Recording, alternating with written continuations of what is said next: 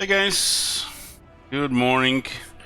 I've been up for I don't know last 4 hours. Back to almost a ship schedule. So the new DLC is supposed to be released, but they forgot to tell the Steam to release it.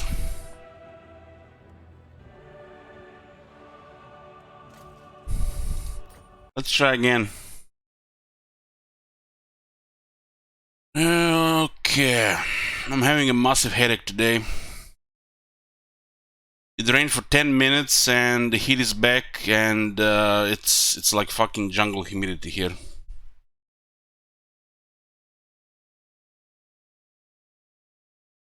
July is just for suffering, guys. Just for suffering.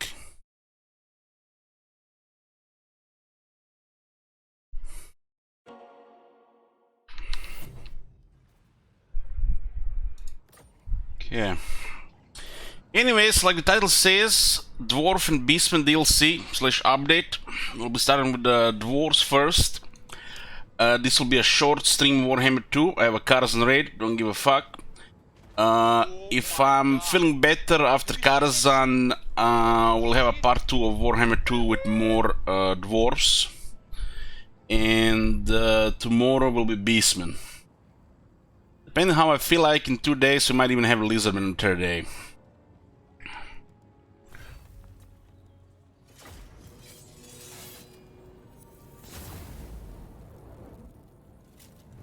Yeah, there's no new factions. Look at this. There's supposed to be a new Lizardman Lord and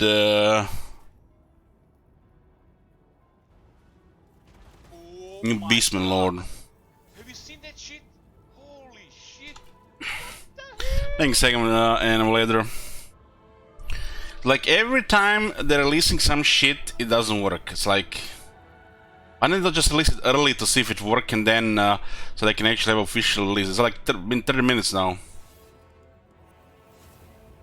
But there's dwarf here at least. Thorek Ironbrow. Oh shit. Oh man, it's nice to hear a new dwarf voice. And they put all the badass picture. Man, fuck the Lizardman and the Beastman. This is a dwarf DLC. Look at this. It's like we just got new dwarf content here. Other factions? What other factions, man? Hold on. So, I check somebody linked me something. Yeah, I want to show you guys. Where is it?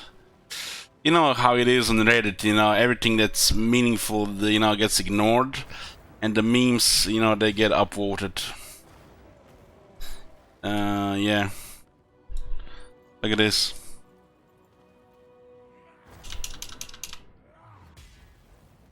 This has become one of my favorite meme formats. Look at this. This is Anakin in this picture. That's me, guys. That's me. Look at this. What Beastman? What Lizardman? Lizardman got updated? What update? They just what? They don't know it work, man. Small indie company. So what do we got here? So they got some renames here. The Forge. Collect valuable trading goods and spend old gold to craft magic items and powerful runes.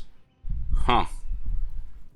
Grudge's score against the dwarves must be settled by any and all means necessary to keep order. A roster of heavily armored units with strong leadership and a variety of deadly war machines. Looks like proper rework, huh? So, like the new icon, it's kind of bluish. It's like close to teal with a little bit orange rune on it.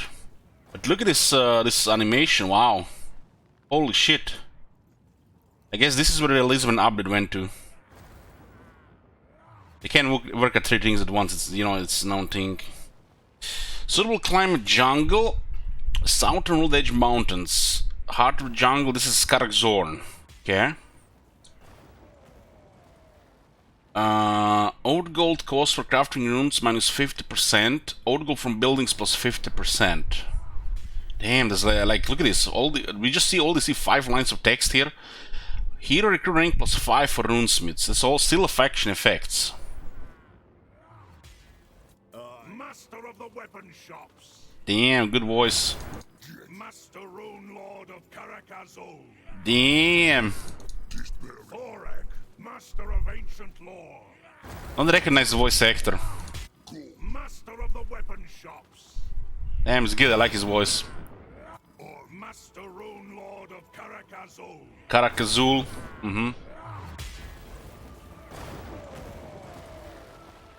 Upkeep -25% for runesmith heroes. Okay. We'll see what this thing with the runes is. At 50%, it could be mech, could be something. Suitable climate jungle, huh?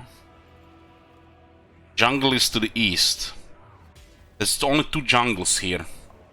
The Southlands jungle and the was it the Kingdom of Skulls? Kingdom of Beasts.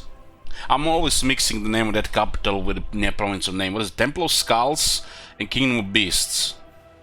I think it's Kingdom of Beasts. And of course, there's the Malus area. There's another province there. What's it called? The Dragon Isles. So there's 3 of them to the east. Lord effects. Let's see. Armor piercing weapon damage +3 for the whole army. Armor +10 for the whole army. Huh. Reload time reduction +50% for both Thorek, Grudge, and Quarrel units. Damn. The Quarrels can only fire pretty fast. I like it, you know. It's like nothing specific. Just gave him extra bell skills. Bell buffs.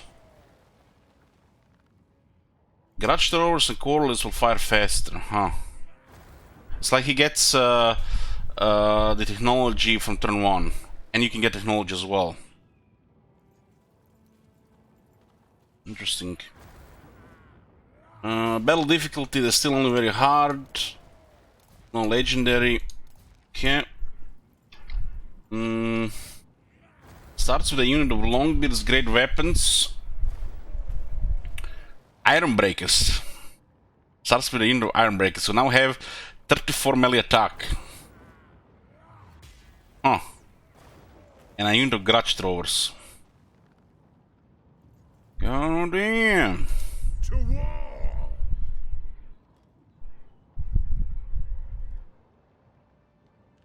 Thing updated here, huh? So, Karazakarak now has chance to receive additional random rewards for every Grudge resolved. Random rewards.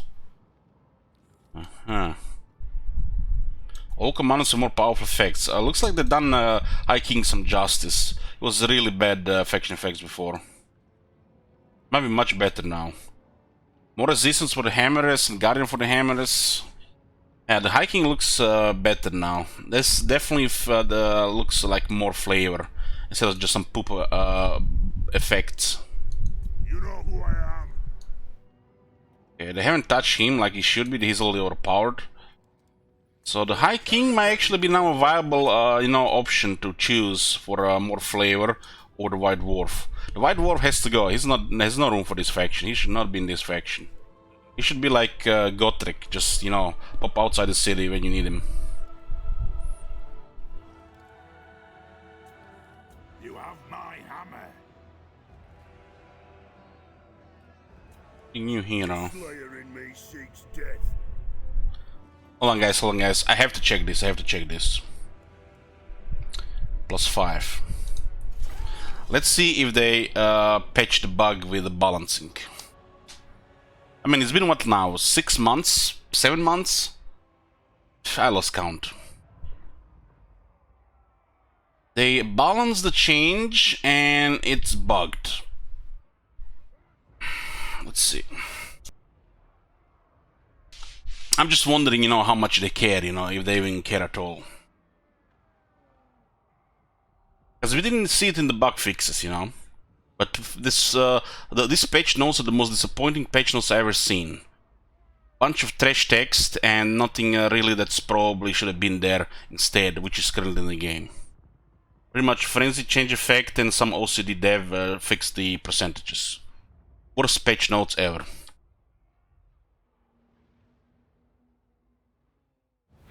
Mike. I am the Slayer King. +5.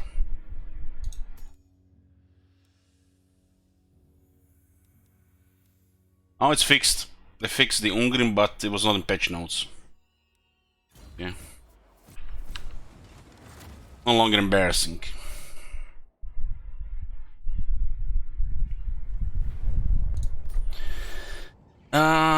Did you check out the Volkmar update? What the Volkmar update? Yeah, there was nothing about it in the patch notes. They updated Volkmar.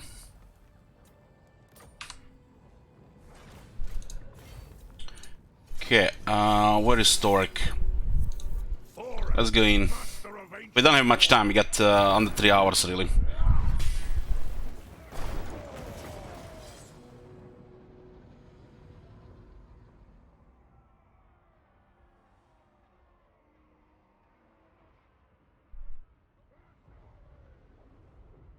There are probably gonna be 2 parts of this campaign today.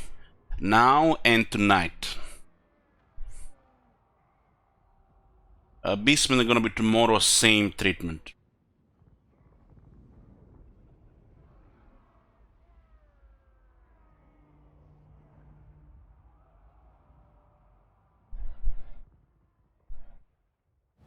The time has come to venture from your workshop once again, Master Rune Lord. Contact has finally been made with the lost Dawi of Karak, Nice. who stand ready to lend their aid to your great cause. The nearby peaks are beset with Groby, who must be ousted to clear the safest passage north through the mountains.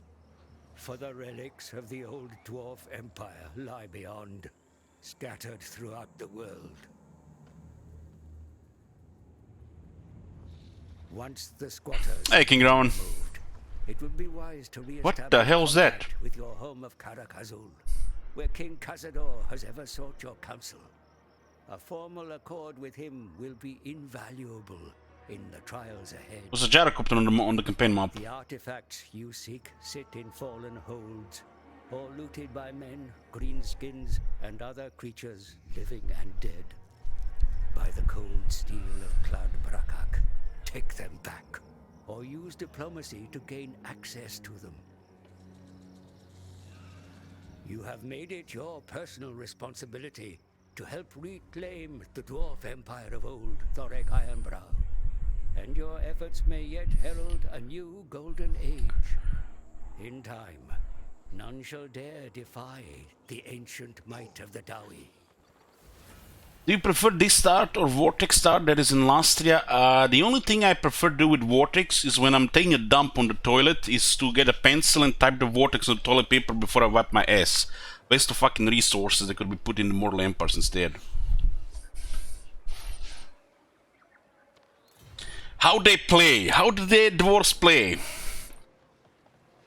Ironbrow's Expedition. So what is this faction called?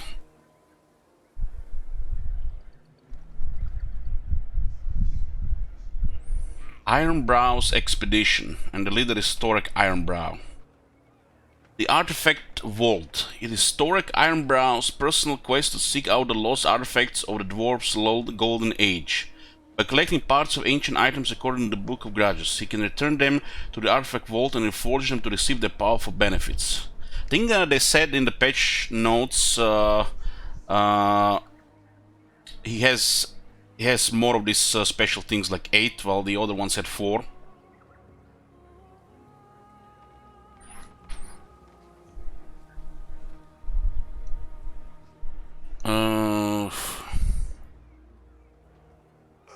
By collecting parts of the ancient items according to the Book of Grudges, you can return them to the Artifact Vault in the form. Okay. Access via Forge, the Artifact Vault reveals the location of each artifact part, which can only be retrieved through occupation or military alliances.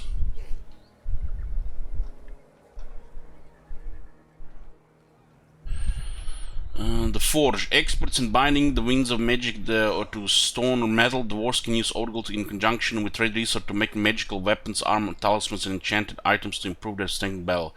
It's like Maybe just, you know, just put in part of text, or maybe it's now finally, you know, proper mechanic. Oh, look at this bar. So they didn't make it longer, they just put more bars on top of it. Huh. This is what I wanted for a Grudge meter, like more significant stuff and a longer bar. Dwarves maintain a record of all grievances committed against them in Damaskron. Their Book of Grudges losses suffered by the dwarf faction recorded so that they may be avenged later. And the underway.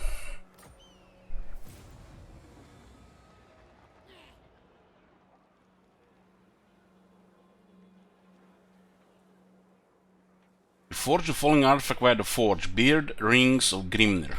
Grim the Fearless is a patron of warriors. These exotic beard rings, masterfully crafted in his name, once belonged to one of his deadliest slayer clerics, but have long been lost. Should they have been recovered, the slayers of the Brotherhood of Grimnir will be left with only the reason for their oaths of which to feel ashamed. Plus 50 old gold. The forgeful armor for the forge, blessed speaking of Grungi. Grungi, the mighty old father of the Davi, taught our ancestors the very skills that have assured our survival for centuries. Speak is a holy relic crafted in his honor by the oldest of the Davi, and the Longbeards will not be appeased until it is recovered. Looks like we just get a bunch of the whole list here. Look at this list. All 8, huh? This is the 8th dimension, I guess. The forge falling artifact with the forge keepsake of the Gazul's favored. This keepsake once belonged to the mighty warrior who sought to eradicate defilers of the dead in the name of the Lord of Under-Earth, Gazul himself. Its loss has been subject to great shame, said to be felt even by the ancestors. Souls will not be appeased until it is back in Davi hands. So the game just throws all 8 at the start.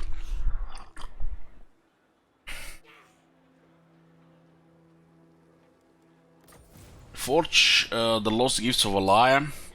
Goddess of the heart, healing and brewing, Valaya once bestowed great gifts upon the ancestor so that we could assist our fellow Davi in need. There is no doubt that all dwarf kind will be greatly boosted by this return of these powerful items. Morgrim's Gears of War. By Morgrim's teachings, the craftsmanship displayed with these sacred gears, legendary paradigms of dwarven engineering, are of the highest echelons.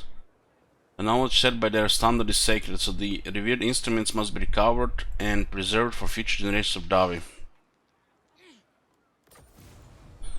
What is this? Raton's Collar of Bestial Control. Huh? Sounds like something that was that psychopath called Ricard would use. In his time, Raton proposed dangerous and radical ideas to gain control over primitive beasts. With the help of the Engineers Guild, he developed a prototype collar that apparently worked, but was slain while binding it to a beast subject. Now long lost its item's efficacy could further prove dwarf engineering supremacy over magic. No.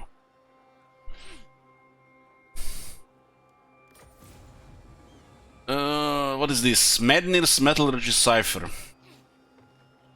It's no doubt that Smednir's smelting techniques made us the most renowned metalworkers in the world. Many of his most important formulae were lost during the many upheavals of the Dwarven dynasties, likely stolen by those without understanding of what they took. Some of Smednir's lost secrets, the Davi can never be as great as they are destined to be. So they just pop all 8 of them here, huh? And more wall of text here. Tungis Tongues of the Runesmith. Oh man. Tungis tongues were utilized by some of the first runesmiths under his tutelage, serving them well in crafting the most potent rune weapons ever made. These powerful armaments were crucial in many of the great victories of our kin. Such weapons could be forged again, but not without the tongues that gave them their power, long lost in the mists of time. Yeah, Billy did ready. And we got our primary objective. Sell 4 elements, the usual. If Thorek hopes to succeed in restoring the lost glory of the dwarves, he must first gain a sure foothold in the surrounding lands. By the valor and might of those under his command, the Davi will march onwards to victory. We do read these things, usually just the first time, and sometimes if I feel like it, but you know, this is first time, and you know, we have to go with a very long-term one, you know how it is. You know, new records and shit.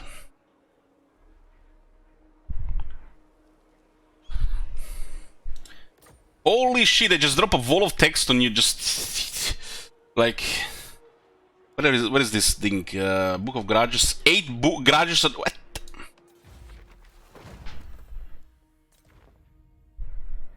So we start with 8 Book of Grudges, huh? Ooh... What the... Yoked Carnosaur. What the fuck? But they were not kidding with that item lore and description. You can actually get a Carnosaur as dwarves. Get the fuck out of here. What is this shit? It's like, why play Lizardman anymore? And it's not like they're getting updated or anything. Data Book of Grudges, and this is the Forge updated. I do like these icons. Looks like somebody spent more than 5 minutes making the icons. Although some of them been reused.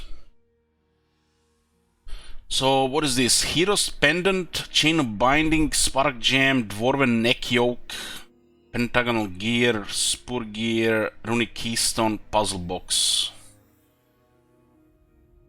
Left half of tongs, right half of tongs. Grimness Honor Beard Ring, Exotic Beard Ring, Big Head, Big Handle, Last Tankard, Enchant of Alchemy Vial. I'm getting PTSD from the Cataclysm Archaeology looking at these icons. So what do we have here? Keepsake of Gazel's Favor. Summons a unique ancestral hero. What does this mean? We get just a hero in the campaign and we can use him. Get a proper attain for the army. 2780 health. Are we on Ultra? We are.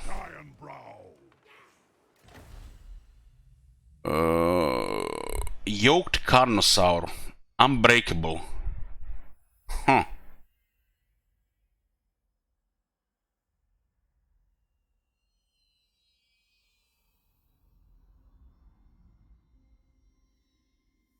And he gets magic 25 magic resistance. I guess it's a dwarf Carnosaur. Okay. Mogrim's Gears of War. What the hell is this supposed to be? This thing here. I guess you equip this to the army. They did say there would be some kind of powerful runes you would equip, like an item. Or maybe they all get this. What's up? Ooh, 8! What did I say, guys? What did I say? Just a matter of time before we get 2 more here. What did I say? Character runes. Damn, it feels like... Look, I'm opening this character sheet now. I guess I see 2 more here, more icons here. What is this like? We've been playing Diablo 2 so far. Now is a lot of Destruction been released.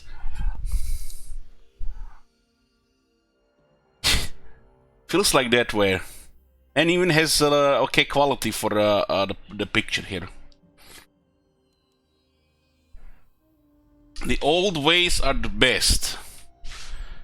Thorek does not abide new technology, using ancient techniques to lend his counsel and strong arm to cause over the old dwarf empire.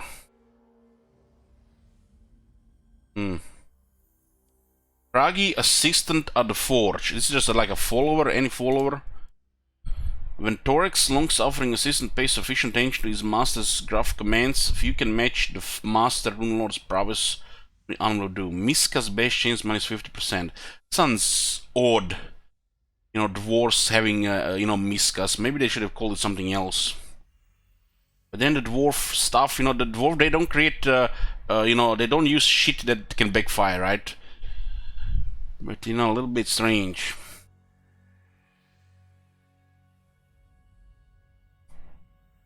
Minus 15% Miska's base chance for Thorek. Rune of Stoicism. Gives bonuses large and expert charge defense. I think this used to be unbreakable and activated. Non-character unit. So you can make Slayers even deadlier. This looks like a Slayer rune. Dwarves are stubborn. Rune of Stoicism amplifies this, reminding them never to back down no matter who they face. Also good for the hammers. Burning. War machines bearing this rune will rain fire down on the enemy, setting them ablaze with volatile flame, guys. Guys, I know this is still Warhammer 2, but I'm almost feeling like there's a Warhammer 3 being released with getting a dwarf update. Dwarves, after all, my favorite race. Adds explosive damage and reduces enemy leadership. Assign artillery unit. Explosive damage. Like a debuff, or it actually makes the projectile explosive. Oh my God. Have you seen that shit? Holy shit. Thank you there. What the hell? Let's see a little bit more of this forge. So it looks like this thing will get equipped, huh? Obtain equip character runes here to improve your character. Character runes are primarily gained by crafting. So I guess this is the runes. 3 runes. It feels like this thing is a little bit off. Should be a little bit higher, like a couple of millimeters.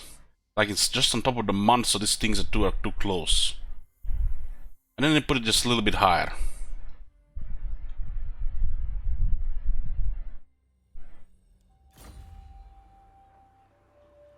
I'm not sure what this is. Either permanent affection effects, or it can be equipped. This could be a rune, because this is a different icon. But there are set of 3 here and a set of 3 here.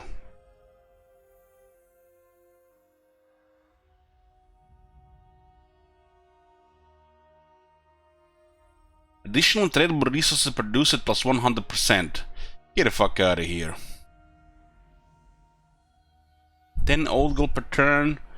10 armor for the lords and embedded heroes. Hopefully it works on the ghosts.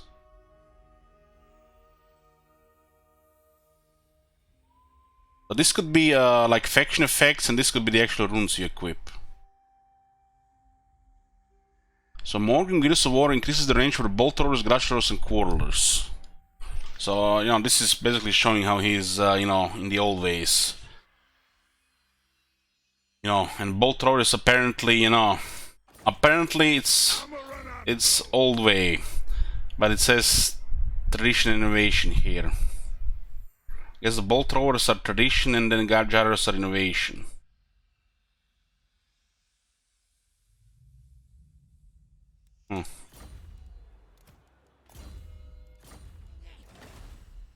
Range, missile strength, ammo, and little time reduction. These are actually massive buffs. For the grudge thrower, that's actually quite insane, and the quarterers. That's almost ridiculous. Holy shit, grudge throwers. This is a massive upgrade for grudge. This probably just makes them, just like, why use anything else? Holy shit.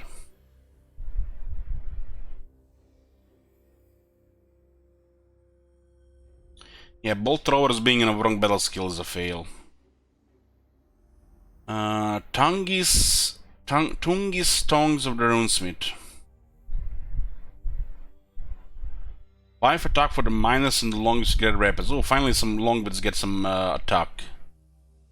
Armor Sundering for the longbeards. And lower cooldown for long rune magic.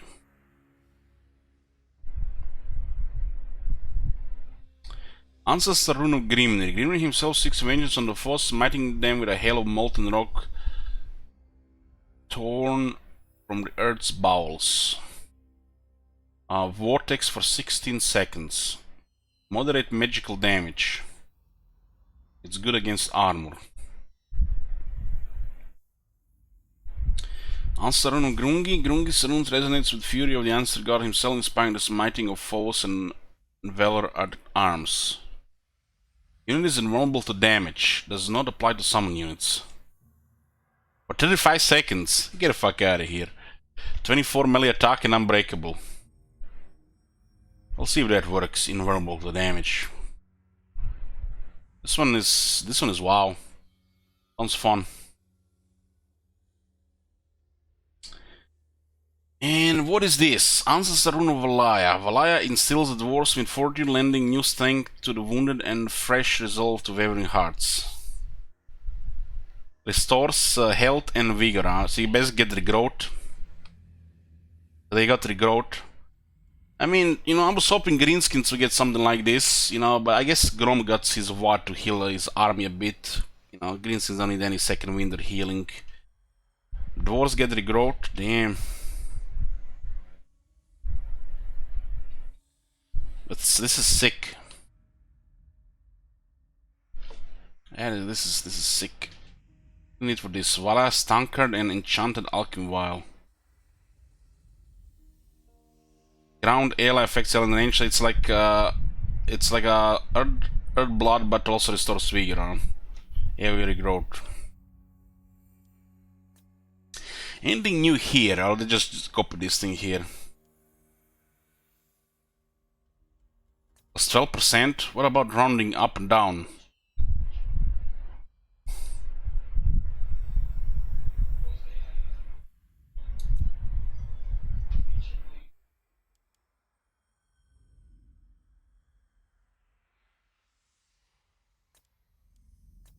Looks like this is all still the same.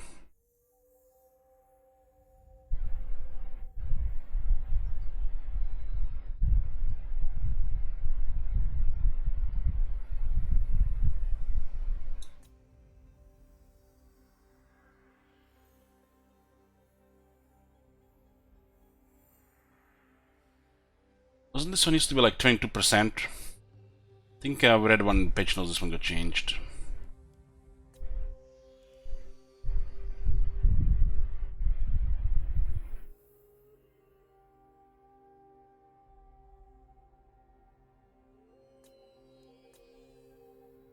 Looks like the same, more or less.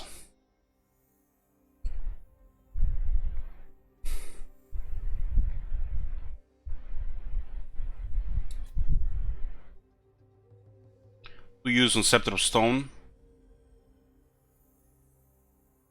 It was 12%? Oh, 22, okay.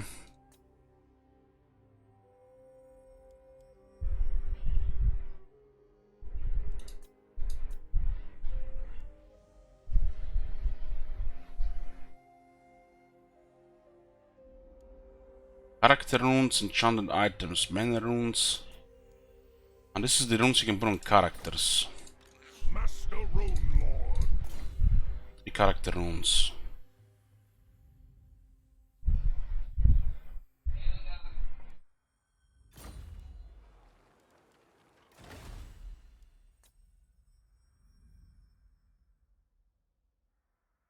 Seven defense, 20 armor, rune of iron, rune of pairing,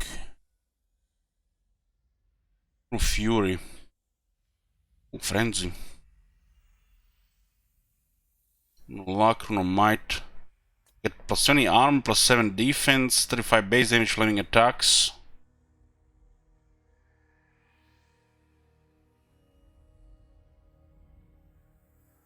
Three attack, and then you get frenzy. There's a ward save here, 15 anti-large.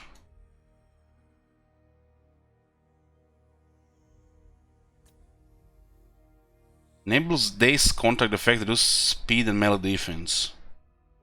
10 charge. It looks like another source of slow.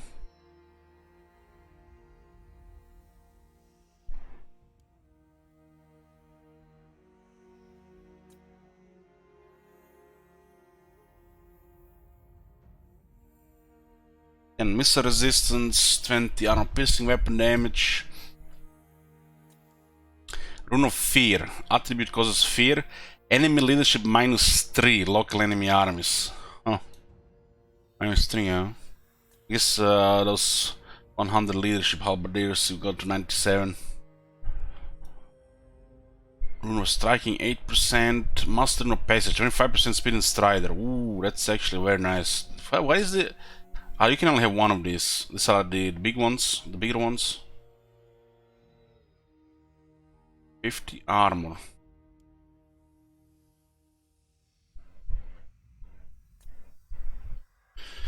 Master Rune of Spite. Oh boy. Look at this. Don't tell shit, wizard. Dwarves get more Ascension effect as well. Everybody gets it these days.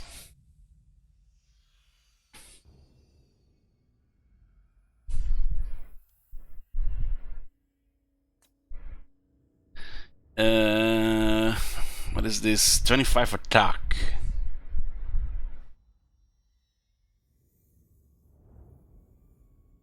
Master of Armor 20 hit points. Master of Skull Black Hammer 20 weapon strength. Rune of Flight Magic Missile.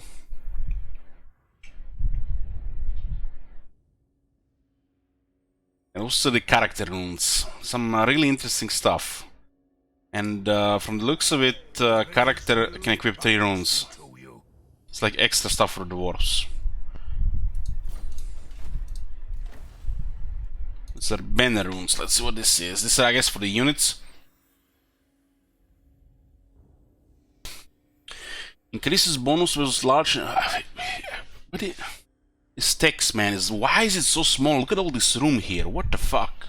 Look at all this room here, guys. Look at all this room. Why is the text so small?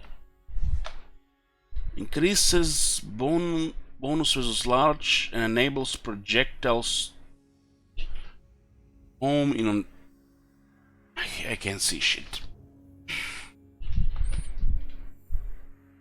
Increases bonus versus large, enables projectiles to home in on targets on the artillery. Huh.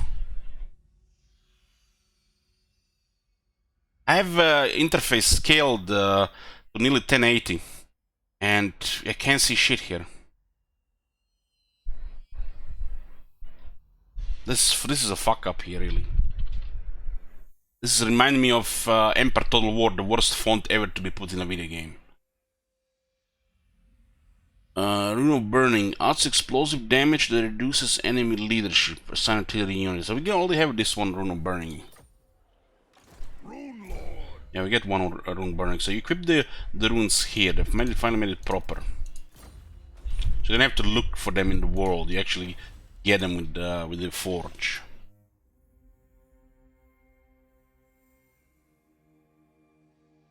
I mean, you can only get 3, I guess. You can only have 3.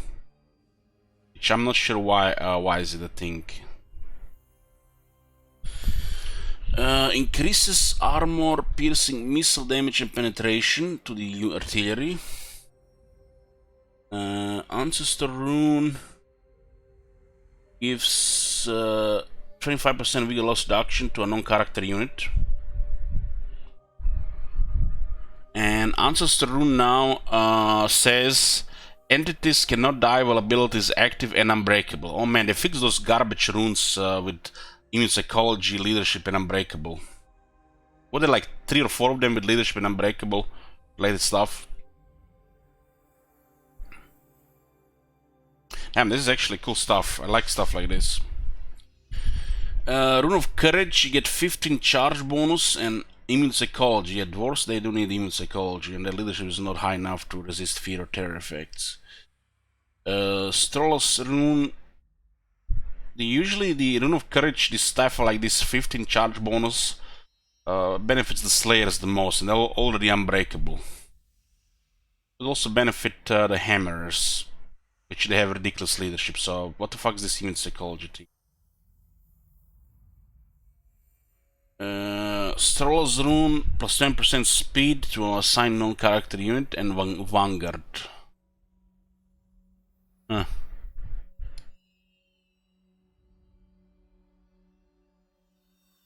Rune of Stoicism, yeah, we actually have that one equipped as well, right? Ready? Yeah. This used to be one of those garbage leadership related stuff.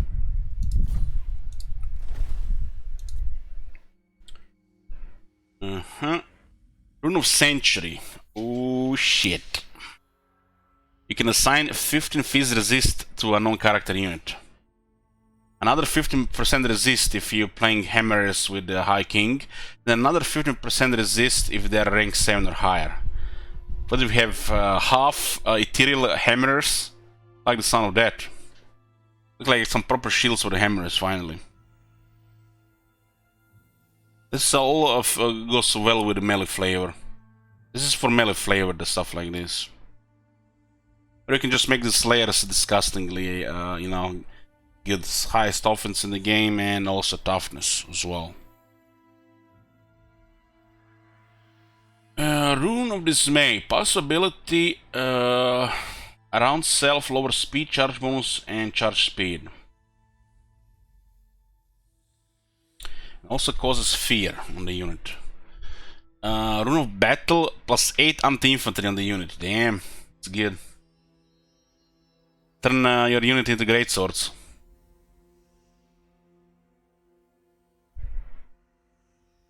And units. Master of Grungi, 10% ward save and 20% missile resistance. Self and allies in range. This used to be just missile resistance for self and allies in range. Very good for the slayers.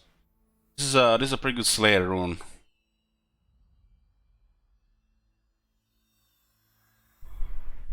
Master Rune. These are the big ones. These are the big ones. Master Rune of Valaya, 50% magic resistance. So I guess you get. And Perfect Vigor, you can only have one of these. Perfect Vigor, one of the regiments are renowned, like the Pig Get Guard. Was it the Pale Pig Guard? You know, the Hammers, the blue ones. Or the Norgrimm's Ironbreakers. Stuff like this is gonna be crazy for the regiments of renown. Why is this text so fucking small? My headache is getting worse.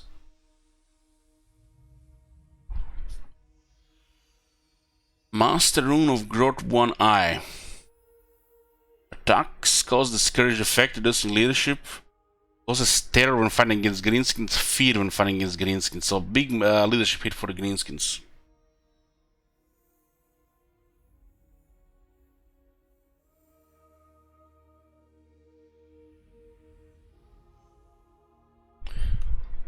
Master Rune Disguise. 20% missile resistance, stalk and snipe. Huh.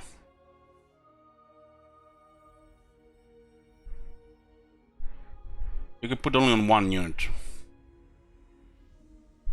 Master of Stromny Redbeard. 8 attack and aura with attack and leadership. This is the if I'm not mistaken, the same aura augment that those special greatswords of the Empire get.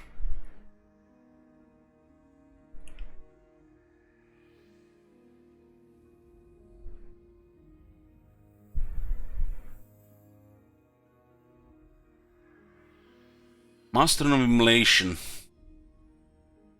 What is this?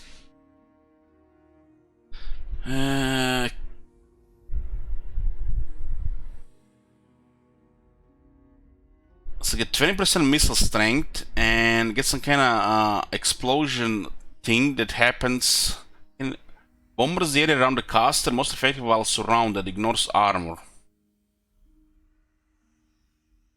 Yeah, this is great on the gyros. If you can put this on a gyro, this is perfect for a brimstone gun.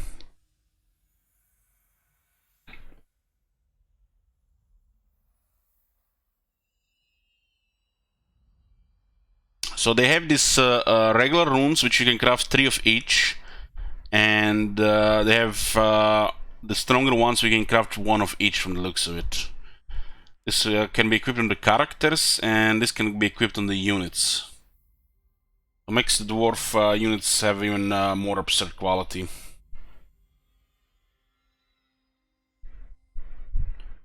I guess, yeah, you can only put in artillery though.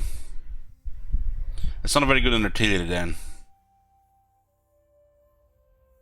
I'm sorry guys, I don't see the small text. It's like feel like people gonna need to visit their eye doctors after this update.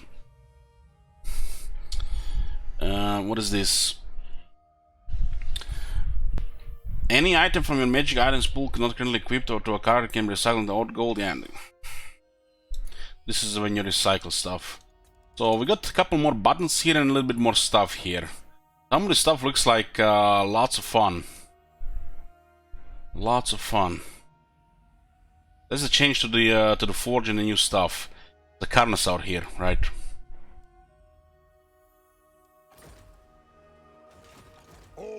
is our best. Let's check this Thorek Ironbrow. So he gives his army 3 armor-piercing weapon damage, 10 armor, and 50% reload time reduction for the bolt throwers, grudge throwers, and quarters. You can see extra 10 armor here and extra 3 AP here. So he has 120, he has 5400 health. It's actually a lot of health. Was he on a mount? Oh, he's on a foot. With 5400 health, get the fuck out of here. Man, dwarves get so much health. 85 leadership, 32 speed, 45 melee attack with magical attacks. 45 defense, and Runesmith, Legendary Runesmith actually does AP damage.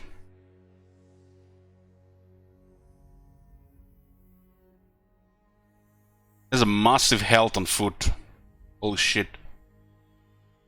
So the usual Lord stuff, character stuff, 50 missile resistance, 25 magic resistance, courage, hide, master of the ancient lore.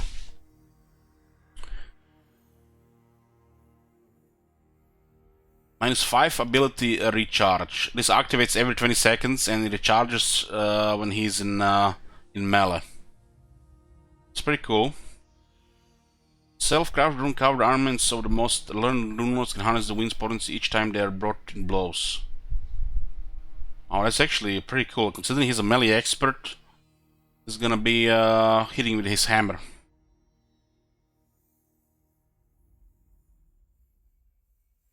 But a rune of oath and steel. I do like the icons on the runes. Reminds me of those symbols of Tel Rasha. Self-ground ally 100 meters. Wasn't this 200 meters?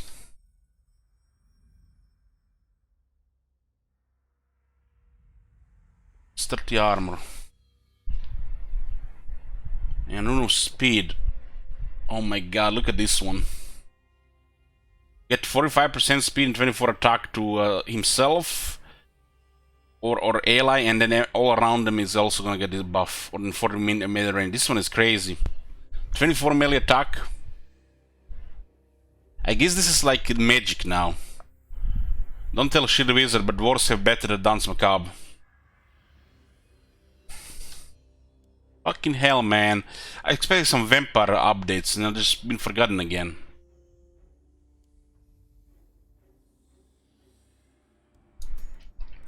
There's 2 items. Quest for Clad Brakak. The runic energy between Thorek's mighty hammer builds and crackles, erupting in an earth-shattering thunderbolt.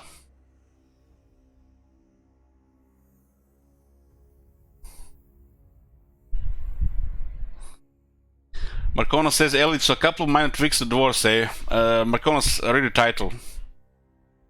Okay. This quest will automatically begin at rank 5. Clad Brakak.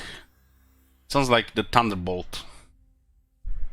The Thunderbolt from Lord of Heavens. Sundering attacks and frenzy. So he gets 2 abilities from this thing. Frenzy is pretty much good to get. It's almost like a weapon stats. So in his leadership, he's not gonna lose it. Only in rare situations.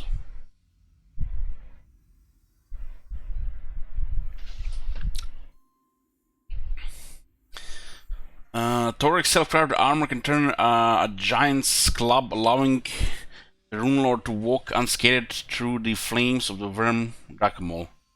How the hell do you turn a giant's club, which is armor-piercing? I don't see any physical or word save on this one. What a bullshit text here. And giant has some of the highest armor-piercing damage in the game. So literally, the giant will do full damage to him, just like... This does nothing against the giant. 15 fire resistance, 15 magic resistance, 15 armor. So it gets even more armor. And then has a constant effect for more armor, more flame resistance. What is this? Just a bunch of stuff added on top of stuff. All like useless Oracle stuff.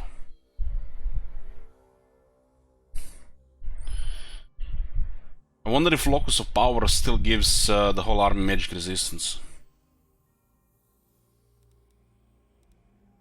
So there's Anvil of Doom on rank 9, which gives the Runesmith, Rune Lords the physical resistance. An ability that used to be passive map-wide for the whole army, extra magic resistance. Was pretty disgusting. So made them even better at tanking.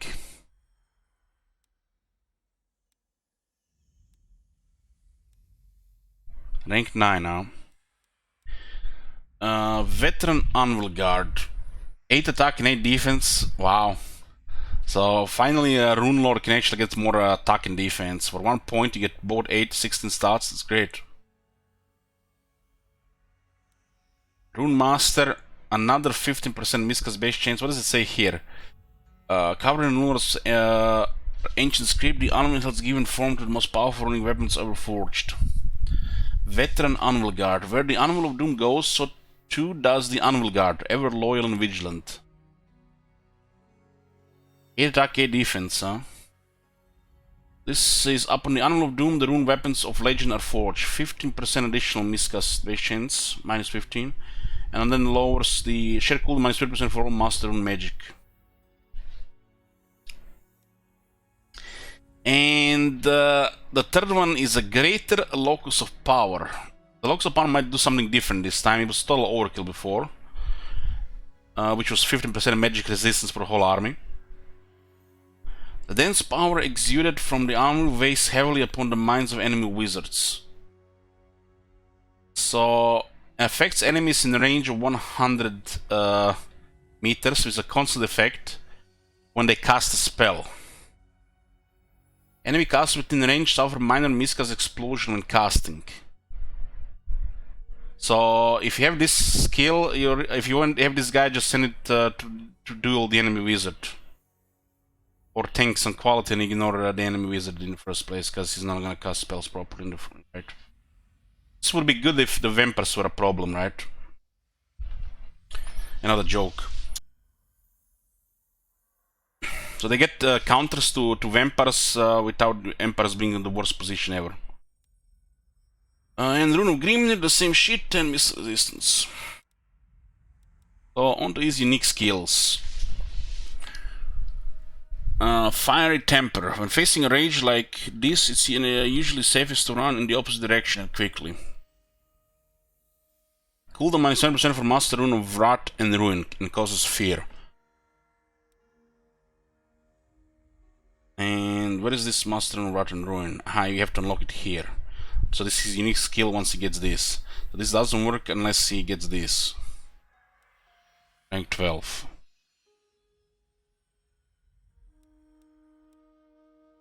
And the cooldown is... I wish it would actually give you the information about the regular one, so you click here, you get the overcast version for information. So it could be like 60 and 90 seconds. Exacting standards. It must be perfect, anything less is as good as useless. Hero action success chance plus 20% for Runesmith, all heroes. Huh.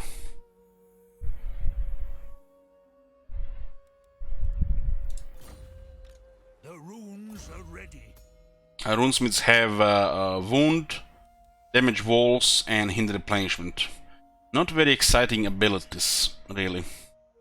Damage walls is useful already without improving it. Decent chance against the city because the city is always level 1. Unless it has the walls building of the old faction, which lowers the chance. Which this would just counter it. Wound is nice sometimes when you see the red bringing the plague to you. So it's probably the most beneficial for wound. 18%, another 15%. It will not have a chance to kill it, but it'll have a high chance to get rid of it. For, several turns. If you want something done right,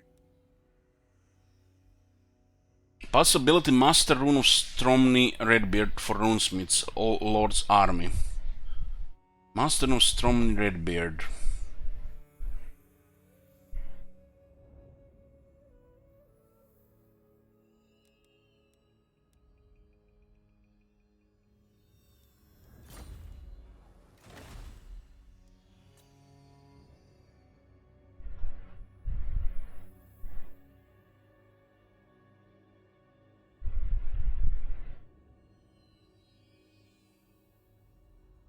What's this one?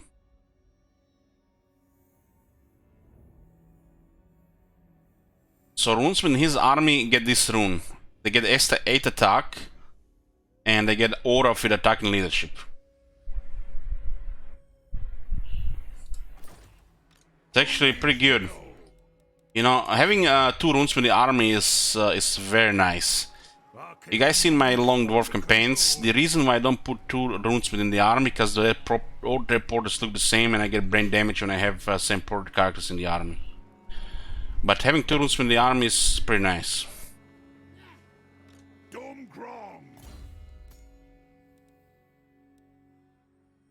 So it's gonna be only for usually 1 runesmith. Share cooldown minus 10% for all rune magic Lord's army. This guy has a lot of cooldown reduction.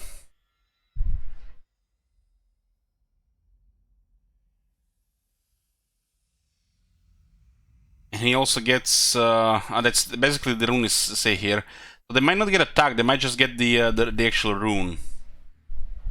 Yeah. This one just could be just for the unit.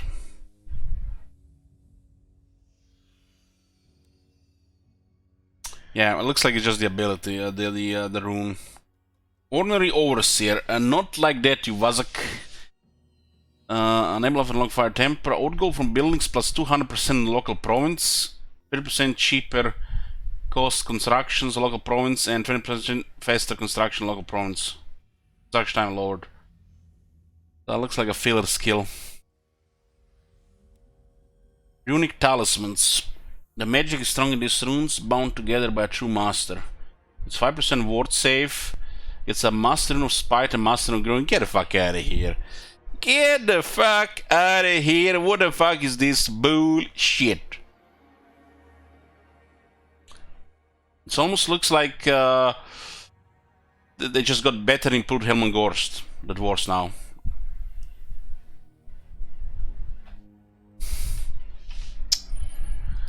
It actually moves fast. Good thing Shield Wizard is not here. Proven tools. If they were good enough for a glorious answer, they are good enough for us. Fluxon Rune of Seeking. Anti-large projectiles home in on targets for Grudge thrower units. Holy shit, man! This guy has a thing for Grudge throwers. I think he spends a lot of time on his Grudge throwers. This guy. Armor piercing missile damage plus 10% for quarterless units. What the fuck, man? The Grudge throwers and quarterless for these guys. These are the highest buffs I've ever seen any unit get in the game, and they're just giving this guy like, you know, they gave him steroids, and they gave him steroids for his steroids to get on these units. Rune of Burning projectiles cause explosive damage and reduce leadership for bolt thrower units. Yeah, who cares bolt thrower? And he needs only 2, not 4. Yes. I need to check greenskins if it's still 2. Somebody check the greenskins, boys, if it's still say 4 on Azak and Grimgar, please. So 2 again, like it should. Every new rune struck is a blow to our enemies. 7 charge for whole army, flat, not percentage, and frenzy for the whole army. So he gives frenzy for the whole army and has disgustingly good buffs for Grudge throwers and quarterlers. Huh. I guess this is crazy good for the Slayers. This is a Slayer buff, really. You need to take 2 of these, huh? 3 of these skills are very good. 1 is like optional mech. You only need 2 though. Yeah, so let's check this this rune magic. The stuff he gets looks like a lot of fun, man. Compare this shit to something like Noctilus, you know, you get brain damage. Rune of Speed, okay. This rune enhances its bearer's awareness and quickness so that he moves more fluidly, taking faster opponents by surprise. Now shit like this is gonna be disgustingly good for the like a Slayer unit or something, you know, out of position. It's the armor one, so it's the big armor one. He's a rune lord, not a smith. Rune of Wrath and Ruin. As the rune hammers upon the animal, he shapes the rune around the rune, causing the earth to crack and went forth fire and sulfur.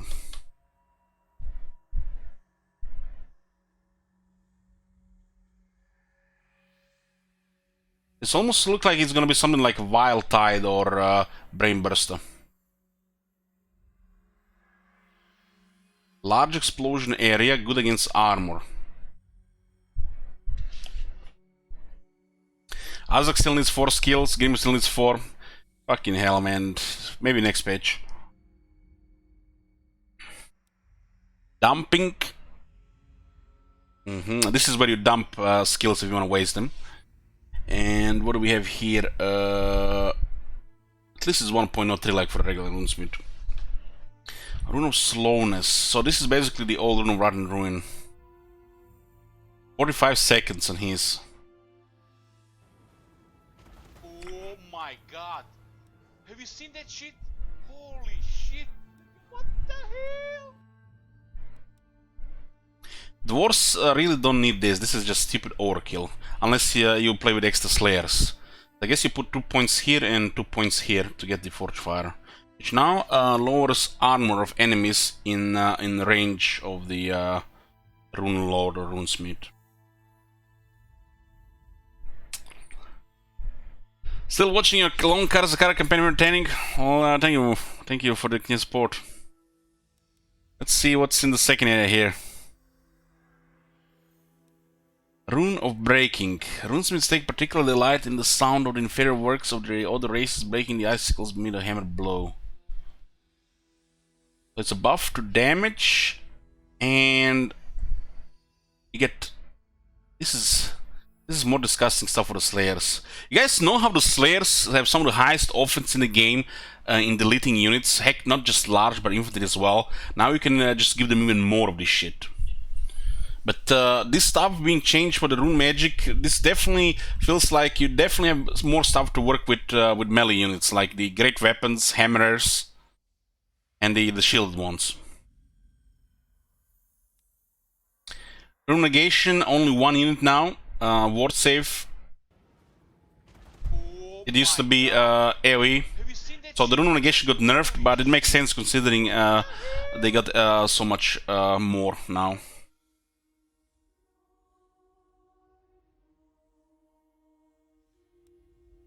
Immune to psychology, it got moved here. Damn, nice.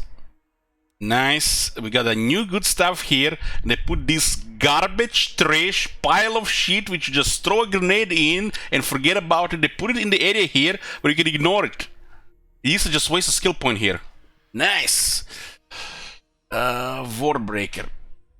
Minus 10% magic resistance to local enemy armies, minus 10% resistance for local enemy armies. Damn. And you need 4 to unlock the last one. Another cooldown reduction here. This is good. This is good. You actually have good options here and you can skip the crap. Did they change anything here? Let's see. The same. Tactician should honestly be where the bolt thrower is at. But yeah, what can you do? Bolt thrower should probably just have a double dip.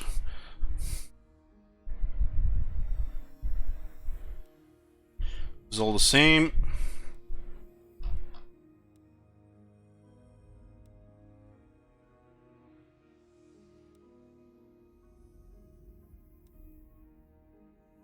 The vet and battle skills of dwarves are still disgustingly strong. Same as the Emperors, the strongest in the game. Let's see the blue stuff.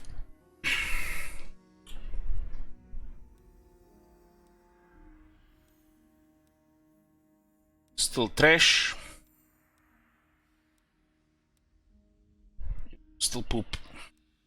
I'll not change the blue stuff. You have to still waste a lot of points if you're gonna get lightning strike.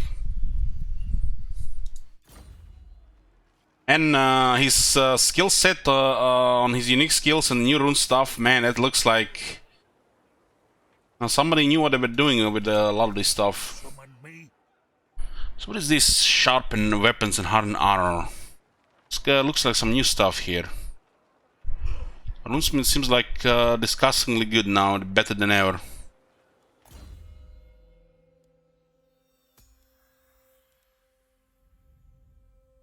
So no longer just flat resource from this.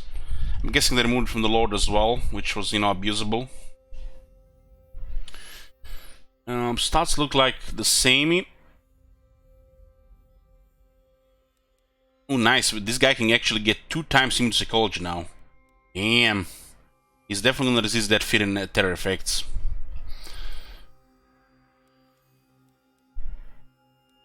So it's basically just a weaker version of Dig like the magic lures. Fix the dumping shit.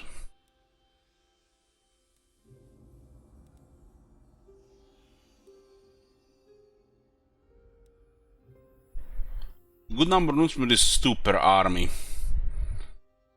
But the porters just trigger me, so I usually use 1. 1 point here, so they definitely polished the runesmith tree a bit. That's good stuff.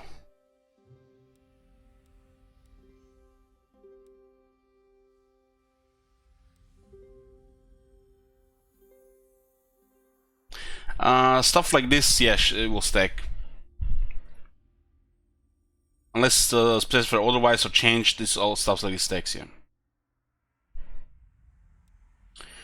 So what is this hardened armor? So it's not only scouting now, but also hardened armor and sharpened weapons.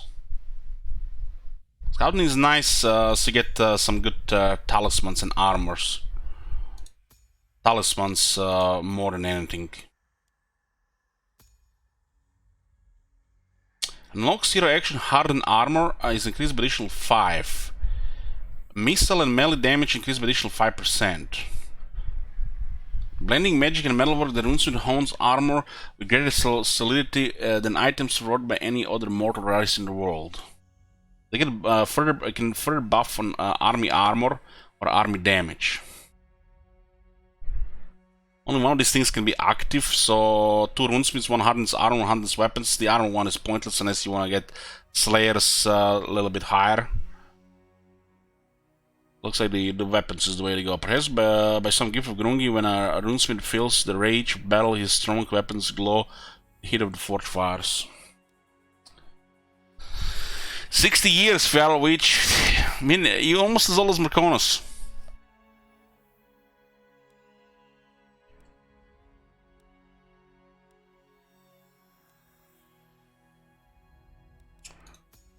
Damn, this is very nice stuff. Like the undead and the dwarves should just delete determined from the list, man. It's like they still haven't fixed this shit, man. It's giving me such a fucking brain damage. I see this shit in the game.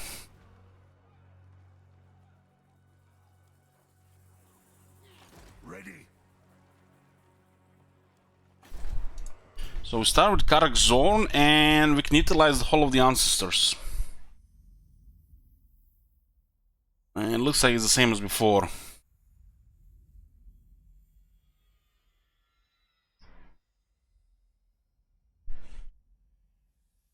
Get a tier 1 landmark that costs 5,000 3 turns.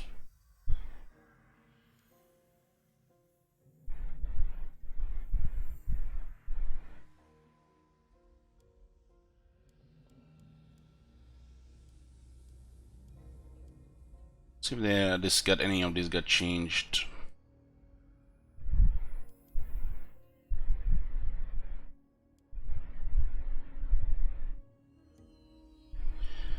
Gold mining generates 3 old gold per turn. Tier 4 generates 4 old gold per turn.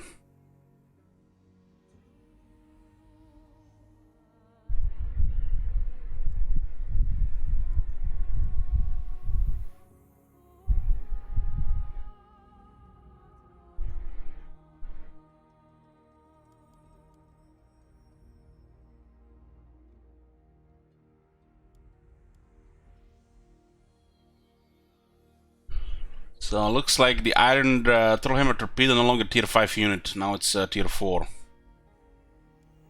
Same cannons as well. Damn, that's a great change. I approve. Dwarves have no tier 5 units now.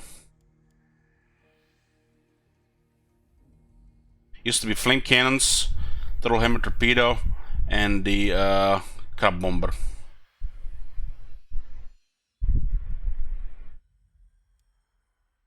So just tier 4 doesn't require a tier 5 building.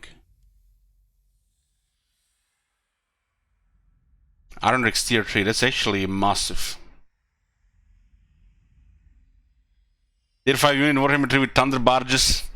You mean the next dwarf rework, right before the vampire rework?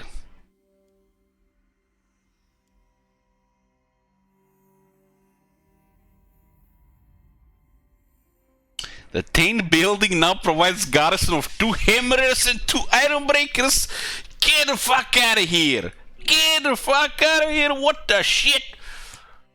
They had all the strongest garrisons in the game, and now they get 2 hammers, 2 iron breakers.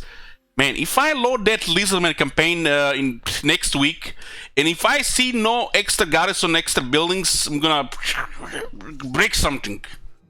What the fuck is this shit? 2 hammers and 2 iron breakers, some of the best garrison units in the game. It's like Thunder is only better, but it's limited amounts. What the fuck? I mean, it's only for the capital, you know, it's only for the capital. You can't put this in a small settlement. Holy shit, that 2 of each. That is fucking disgusting. And the AI likes to build this like in their big cities. Holy fuck. Good thing that we read about this in the patch notes.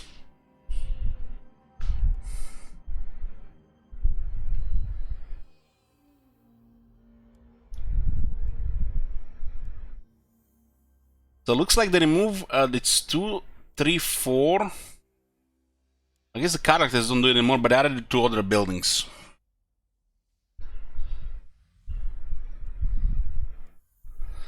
Well, no Slayer garrison, the Slayer building. Next rework. Still absurdly expensive for a tier 3 building. 6,000 and 9,000 for a tier 4. Ridiculous cost. Makes you wonder what the hell are you paying this? There's not even any garrison on it.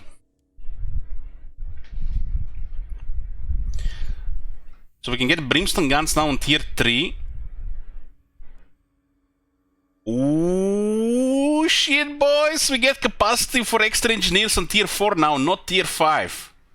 So we unlock engineers earlier, and we get more capacity earlier as well. I don't need to wait 100 turns now for extra engineer. It's massive. Get the fuck out of here! 2 extra engineers on tier 5? Yeah, what the shit? Hey, I remember now, I read in the patch notes yesterday. Right after all that wall of text with -2.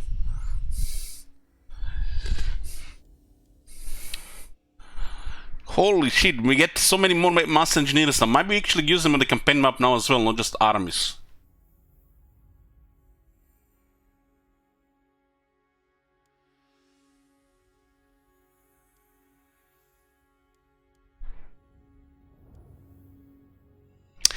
Oh, the Underwear Lookouts 5 turns to build, huh?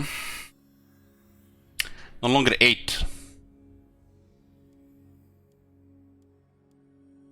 Not tier seam here. Not tier 5 economic building.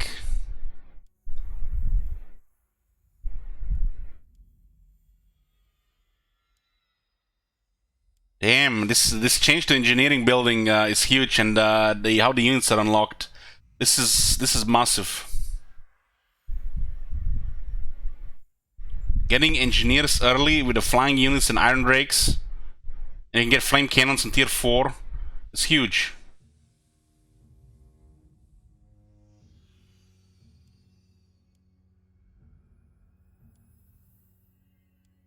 This is a good change. Good change. So let's see this grudge meter now.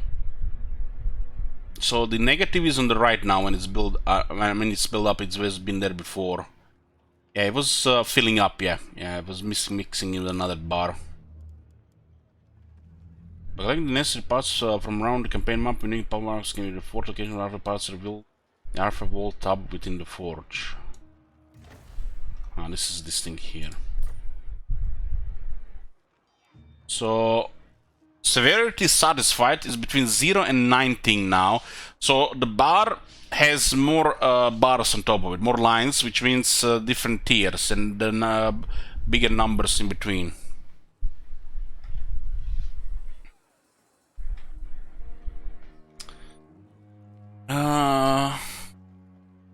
Diplomatic relations plus 20 with dwarves, research rate plus 20%. Yeah, we needed more research. Public order plus 3. On turn start, low chance that slayers will be added to the regiment's renown pool. Wow, that's some sexy bonuses here. 3 public order helps with growth. And plus 20 relations with the dwarves. This is when the grudges are satisfied. We'll check technology after this. Hey, first chance.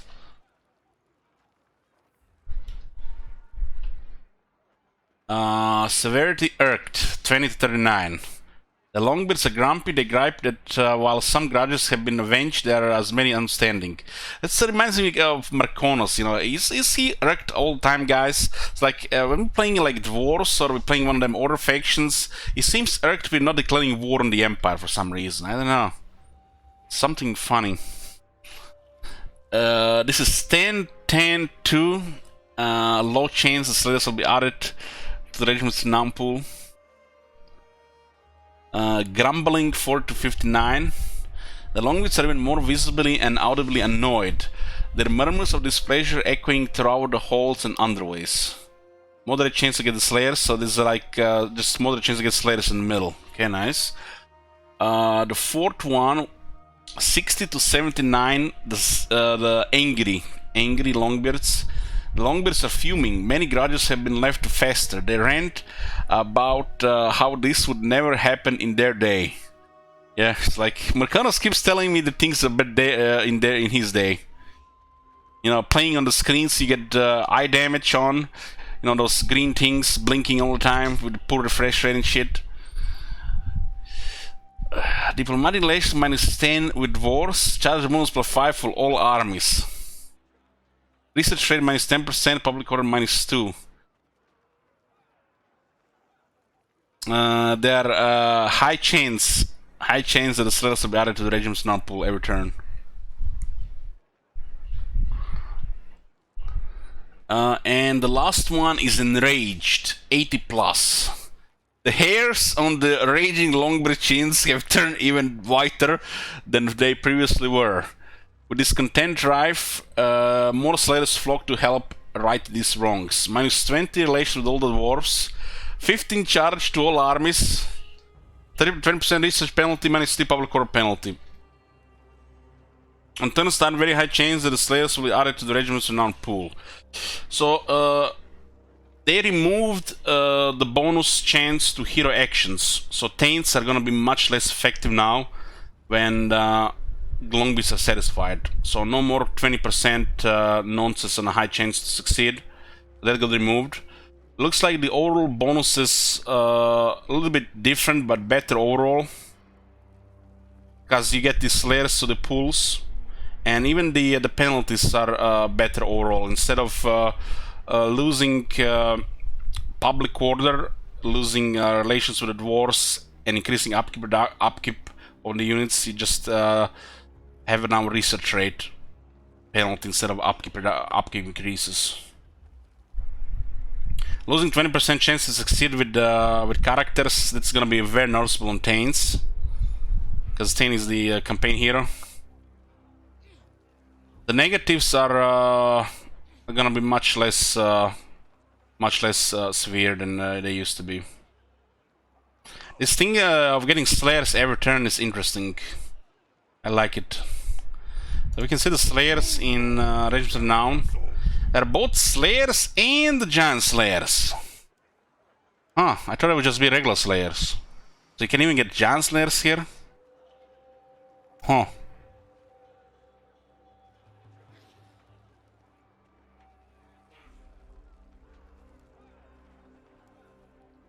Yeah.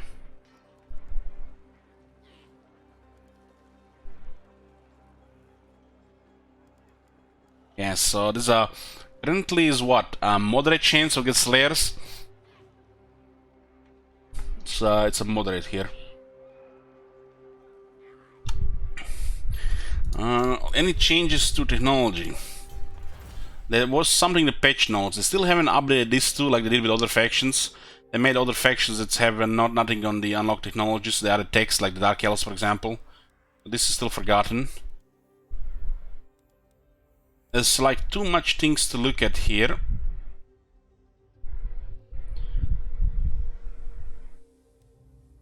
So these two now increase the diplomatic relations with dwarves. 10 and 20. It used to be here with all factions. They forgot dwarves. They added it here. We read it in the patch notes.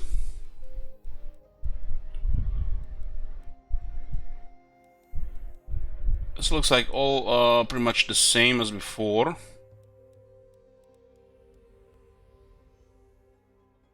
Militia training went from +5 to +2 to now +3. Still doesn't affect Longbeards. Maybe they added another buff for the Longbeards. The Longbeards are missing buffs on tech. This used to be 12%, now it's 10%. Reload reduction is now still 15, it's still OP. It's funny how they nerfed the things like the OCD stuff here for 12 to 10, and they don't touch the really OP stuff. They did nerf this for the Empire, but not for the Dwarves for some reason.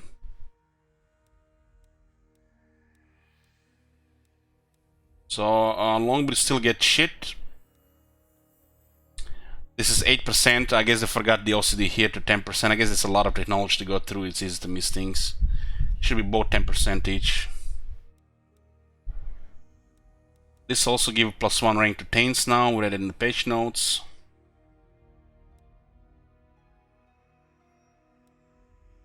Still 15% here. The Emperor one got nerfed.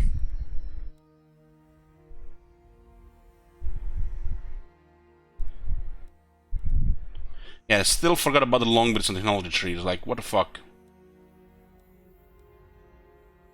That was a prime opportunity to put Longbeards on this technology.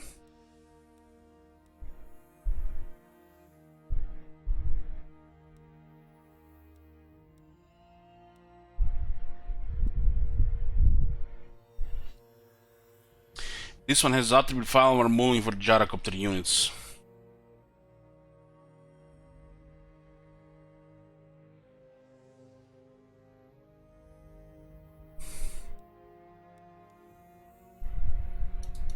Well, this is new here. They added search. Search here. What does this mean? They should not search for name of technology. It would make no sense. Maybe for like stats on specific units. Let's type like warrior. Ooh, look at this. This is just what Marconos needed, I think. So now we can know when technology to research for the warriors. Yeah. I bet they added this for Marconos. So you can type warrior here and it will tell you all technologies that mention warriors. Let's type Longbeard. Okay, well, Longbeards have 3 technologies. Damn, what kind of technologies? 5% recruitment cost, 5% upkeep cost, and 2 more ranks.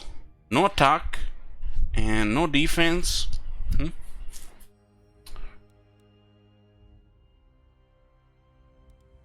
Let's say, what happens if you type like gold?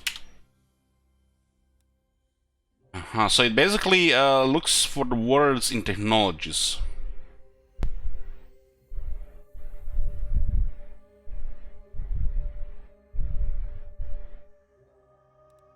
Infantry. So it just mentions the word. So if it mentions infantry, you'll get highlighted infantry stuff.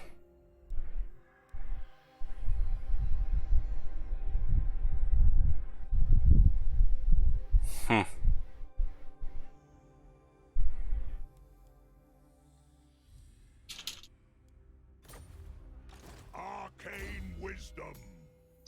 It's here as well. This thing is a little bit off here, a couple millimeters.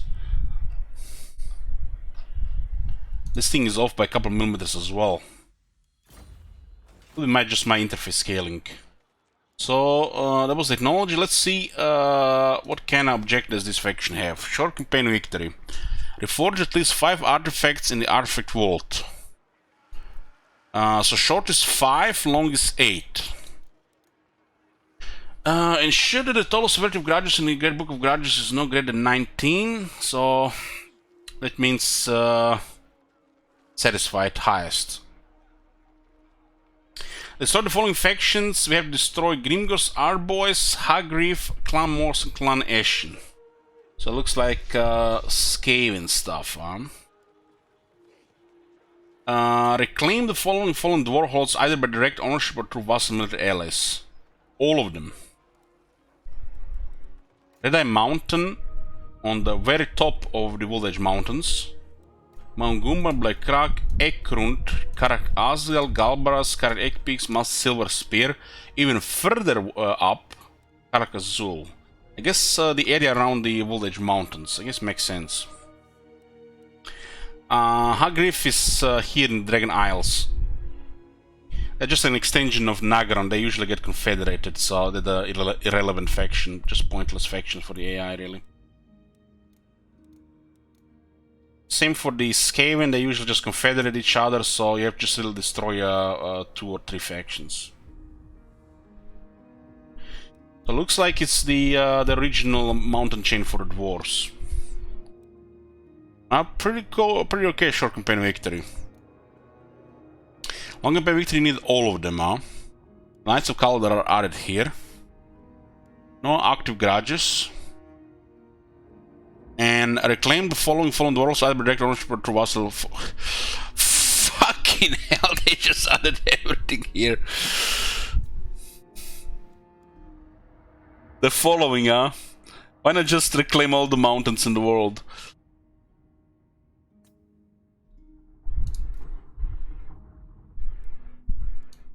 This looks like the old dwarf objective. I don't see Krakadrak here. Is it Krakadrak? Oh, Krakadrak here. So it's not the same as the other one. No Krakadrak. It's just pretty much Warhammer 1 dwarf condition without Janho Mountains.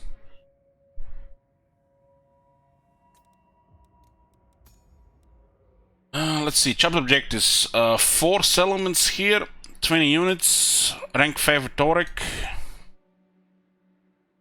Man, this objectives actually look good, makes sense. Damn, this is actually reasonable chapter objectives. Spine of Sotek? No, it's just the old Warhammer 1 conditions.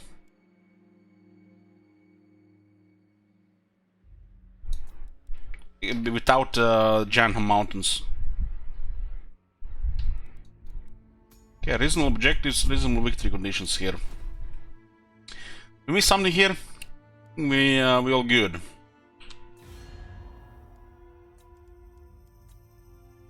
We started war with Arachnos, the Greenskin tribe.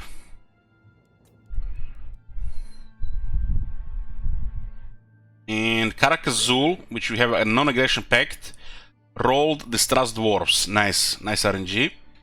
Gotta love, you know, when everybody rolls Distrust Dwarves so you can work with your dwarves. They already gonna hate us in a few turns. At least they had non-aggression to begin with. Greetings, kin of another hold. So Distrust Dwarves is still in the game.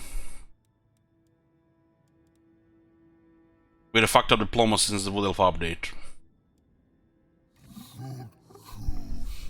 These guys, we see these guys as well. These guys to the east of us. We also see the elves to the west, also no enemies. You dare, I hunt. So we see 2 factions that have no enemies. As not since the coming of Morga has Athel Lauren been so. If they don't join the wars, they might just be invited against us. Darkness comes ready.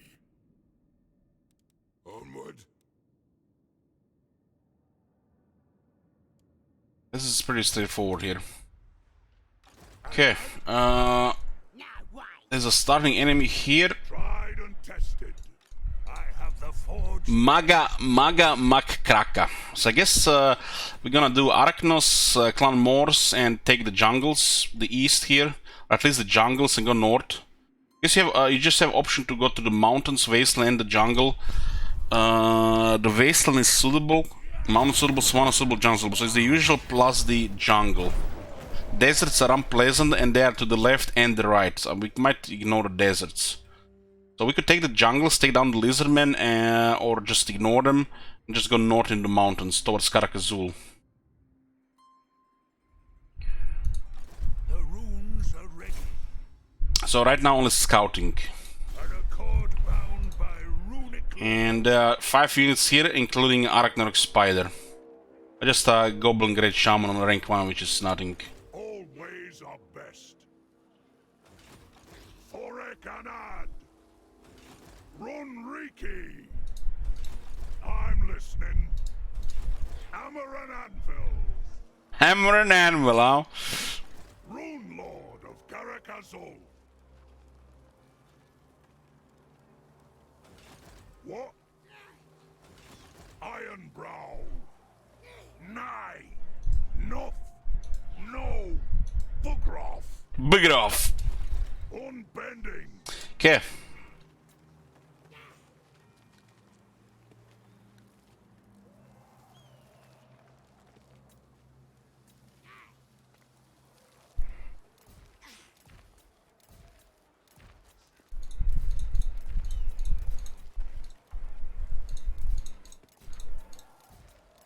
Let's do the first battle.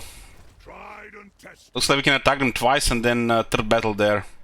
It's no turn 1 card as a Karak, but it still looks good. By Grumney. Iron I will. don't think we missed anything. We don't have anything here. And nothing here. There's runes here, but I guess you cannot switch them between the characters. Maybe it's the old bug. Let's see. Yeah.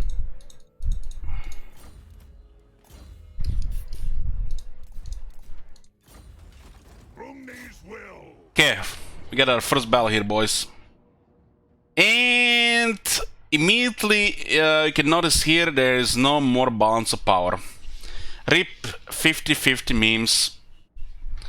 F for 50-50, boys.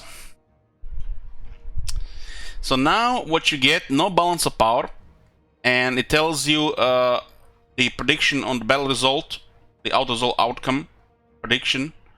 It says it's gonna be a decisive victory with low casualties. But there is more. There is more. If you mouse over the auto-resolve, it will tell you who's gonna take damage. Doesn't really tell you how much damage they're gonna take though. It is going red, flashing red. Does this mean the Longbeard is gonna get killed or just take massive damage? It might just look like the Longbeards are dead here. Flashing is dead. It doesn't really say. We need to see more examples. This is just the first example. So the red means dead. So what do we have here? I wish he started with a bolt thrower instead of the second quarter. Would have been cooler. Because, you know, bolt thrower, if it's gonna be any fun, it's gonna be in the first 10 turns of the game, right? 70. Explosive damage to reduce enemy leadership. So that's burned. So it added 45 explosive damage. Base explosive damage.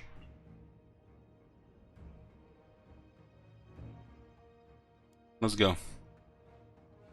So battle result is a decisive victory. At least, guys, we could actually do predictions.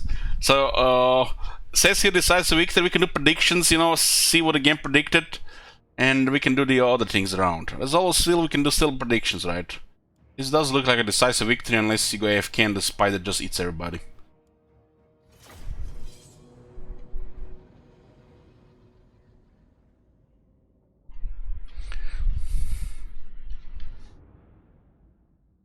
strange the starting arm is only 5 units and there's a spider in it. Why not like 7 units? Some starting battles seem like brutal compared to this shit. Like, compare that to Rakard's starting battle or what's he called? The Hagrid starting battle. You know, where the players just get butchered. You can win both with auto resolve, but you find manually it's just like a disaster. And now you get here 5 with a Gobo. Against dwarves, we usually fight outnumbered, and these guys are outnumbered instead.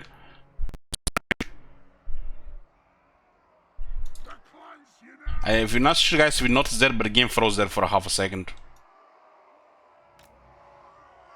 Let's see this color scheme.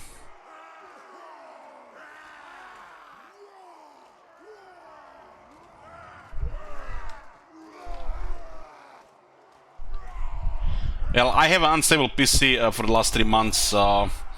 Yeah, it's it might crash at any point. So this is what I'm dealing with.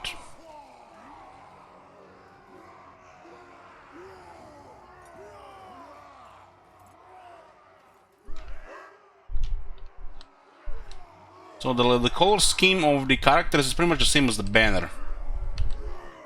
Like this color scheme.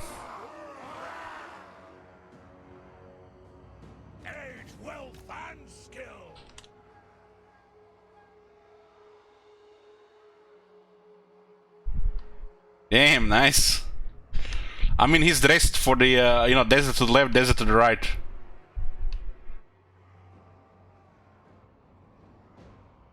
Casting the runes. Port specialist. You can see the interface difference here. Have you seen that shit? And you know, said Shit. What the hell? they do have all the, they do share cooldown.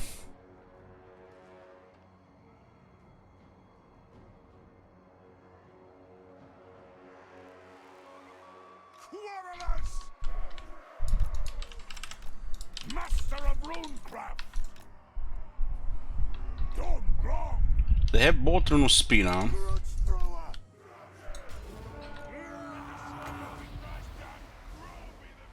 I think this used to be 200 meters. So it's 3 to activate. So everybody in this area gets a massive speed and attack boost. Get the fuck out of here.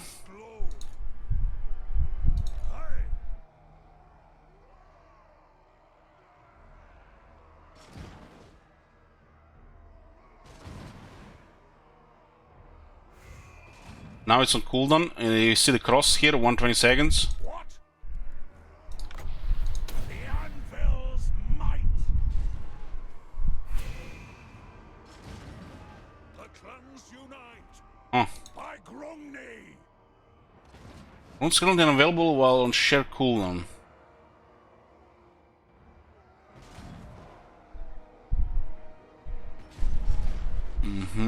So we can cast this one until this passes. This guy had only one, so he didn't show the extra stuff. Characters who access to the rune magic can cast powerful abilities on the battlefield. After a character uses a rune, it will go on lengthy cooldown. All other runes abilities this character has access to will go on a shorter shared cooldown. These rune magic cooldowns are tied to the character which casts them. Runes also have a master rune overcast version. These are more powerful abilities but come with increased cooldown and chance to miss. So that shared cooldown does make sense. Makes much more sense now. Holy shit, these things are exploding. The shots are really exploding. They added the effect as well, not just the numbers. It's actually really cool. We need to focus the spider, ignore everything else. The spider is nasty. Put the AP unit on it.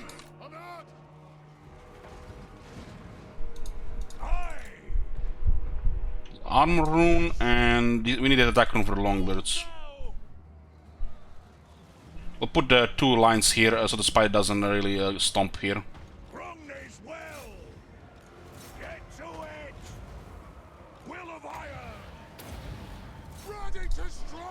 Runes are no longer instant, so they need to activate a couple of seconds. Kill charge, go for it.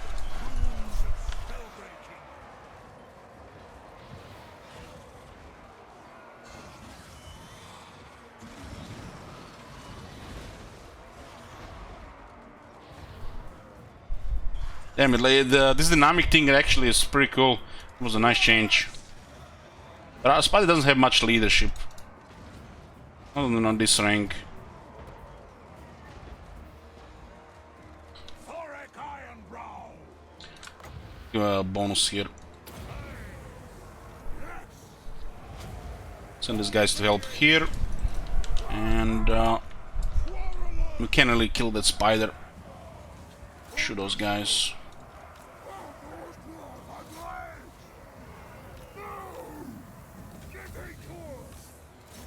Maybe the spider will come back. Thorek Ironbrow. Another buff here, we can put it here. Oath and steel. 54 attack longbeards with great weapons. Wow. I guess they don't matter technologies with the changes to the rune system. They forgot on technologies, but the rune systems make them good with that attack bonus.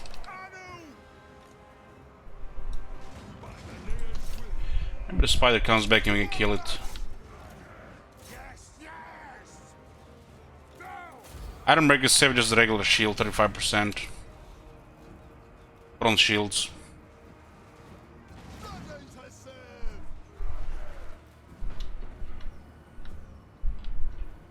Really brought down the spider. It's really durable. We're 10,000 health and 120 armor, so gotta have experienced troops skill that properly. Long be it. There'll be a follow-up for more experience.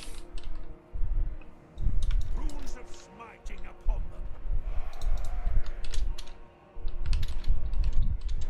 It's really cool that the projectiles of the Grudge Tower explode. We equip that thing that makes the projectiles explode, and it actually explodes, not just more stats. They explode with fire, not with... you can even see the flaming attacks. Pretty cool stuff.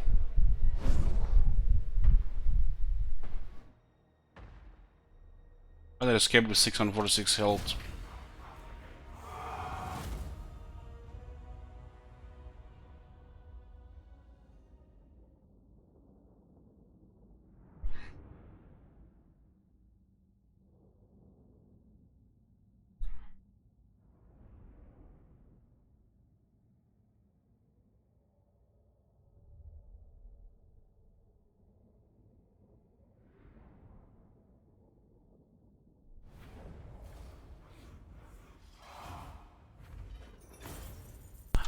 We need old gold to craft the runes, so it's a bit early for this. On the other trickster shard. Enchanted item.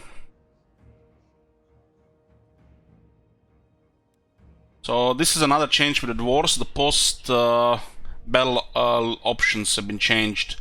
Now with the greenskins have execute and loot, no longer ransom. That made no sense. And there's a drink to victory. So if we execute and loot, we get 10 old gold and 430 treasury, which is solid considering the size of their force. There can be no dead weight for many grudges remain. Strip the bodies of the valuables and move on. And drink to victory. This triumph deserves a celebration. Bring out the bugmans. Your arm will gain the following effect. Gorok, 2 turns, bolstered by the finest ale, the throng bustles with inspiring tales and joyful songs in the wake of victory. For 2 turns, you get 20 growth, 5 public order in the province, and 10% more income in the province. It's the province, not the region, the whole province. And this is stackable, you know, after every battle you can just drink the victory again, and then you gotta add 2 more turns. So in the same turns you can have 4 turns of this. For the start of the campaign, this is really, really good, because one of the weakest things about the dwarves is the growth. And both growth and the public order target the growth in the province.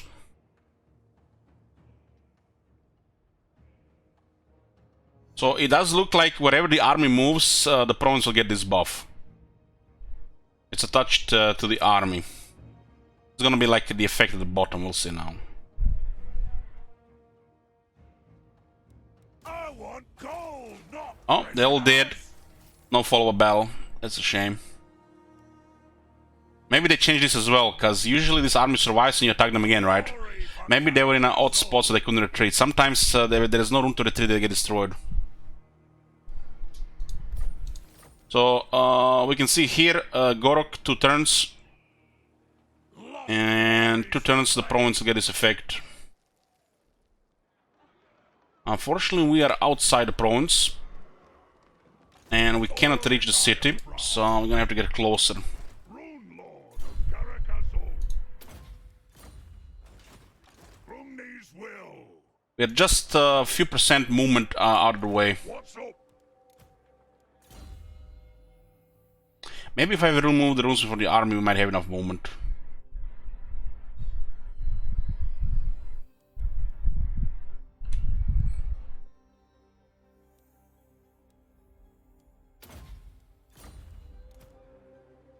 Because the runesman has extra movement. Ironbrow. Fine, this way looks better.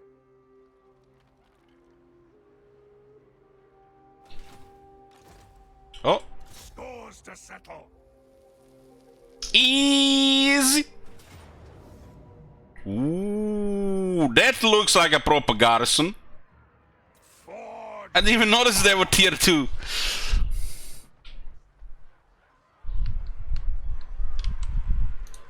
You summoned me? The runesmith was attached to an army because he was behind the army, which means when you put the runesmith in the army, it will lower the movement of the army. But if you remove the runesmith from the army, it actually gets the army to original movement points. Axes and hammers.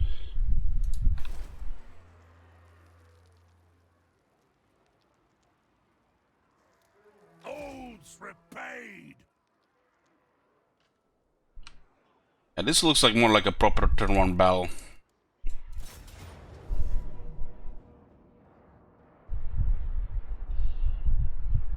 Close victory, casualties medium. Let's see what it does here. Doesn't highlight any casualties. What? This is bugged already?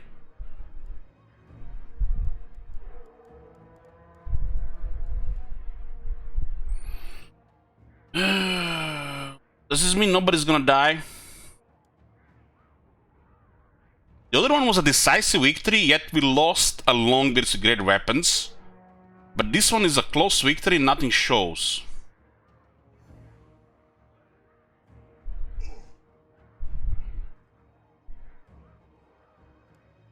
This looks bugged.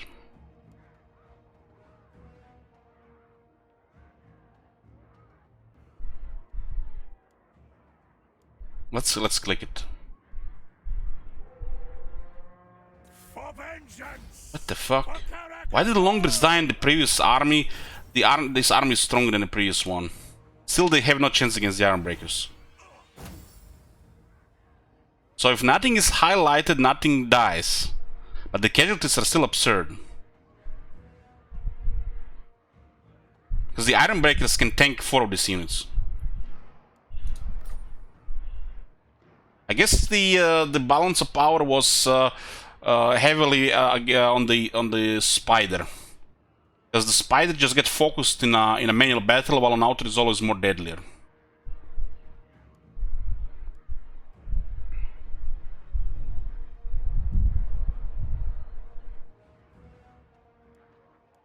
Make it fit for the dowie. So if nothing is highlighted, nothing dies, cat. Unbending. This started now. If you want something done right.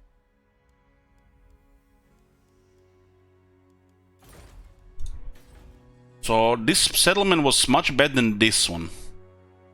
Oh, strange. I thought this one would be tier 2 and not this one. It's weird. Okay. Always our best. We could have kept the runesman in the army as well, if I just put it somewhere else, but he could have also blocked the movement of the Lord. Tried and tested. I'm gonna go for this explosion thing, because this looks like amazing. So, no battle skills, the usual stuff, instead going for the explosion. I have an item breaker in the army, right? This does look like amazing. This lowers the cooldown for the Rune of Speed by 20% and also enables the Master Rune of Speed. Yeah, but Captain Moron, you don't need the runes in the first battle, right? So you can just keep him in the army at the end. Or it's like actually the same shit, doesn't really matter, doesn't really matter. You can destroy the army and then attack the city and then put the runes within the army. And yes, it doesn't matter.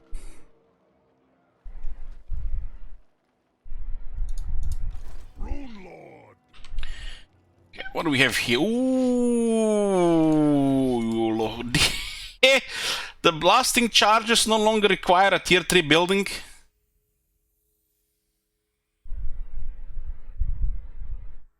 But we have iron breakers in the army. Okay, man, look at this shit here. We need walls, we need growth, but there's a landmark and there is gold. Why is it not a special city? 10 slot. I guess I'll just remove barracks once I get a couple of warriors. I need some quarters as well.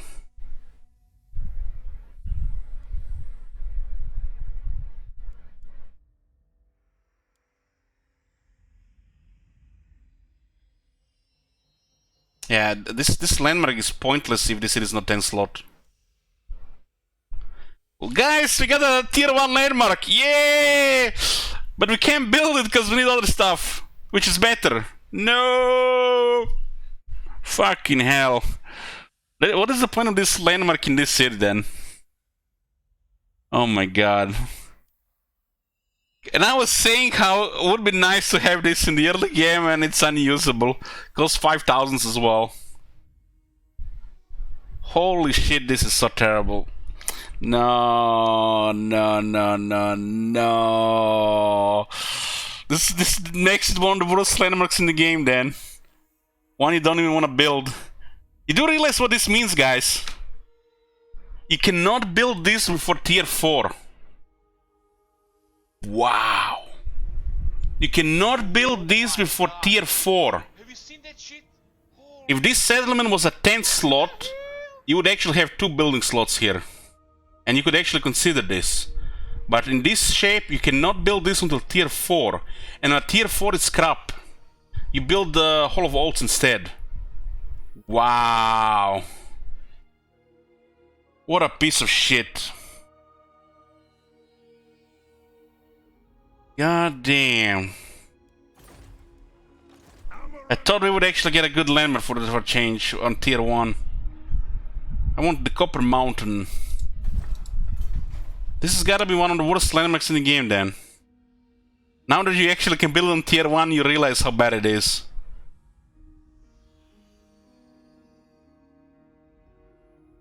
Holy shit, this is such a bad landmark.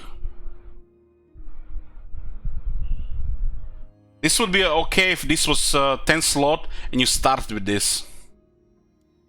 5,000s. And you need a building slot. And there is gold. One of the best buildings in the game. There is the gate, the wall. You need growth. You're gonna play with no growth. And you need to recruit quarterers, maybe even artillery. This becomes the problem not just with the dwarves, with this faction, but the general problem in this game. The early construction slots are way too limited. Way too limited. They destroy options. Just imagine you want to get grudge throwers here. You know what you need to do? You need to build this building, recruit grudge throwers and destroy it. Because they're more important than this. The city infrastructure needs separate slot, the military infrastructure needs separate slot, and a landmark should have their own slot. And not choose what to build here. There's no options here. This is all an illusion.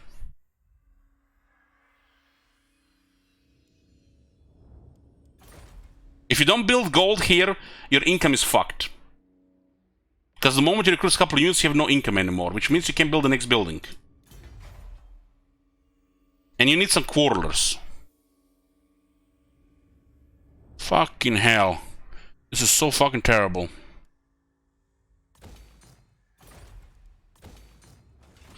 If you want something done right,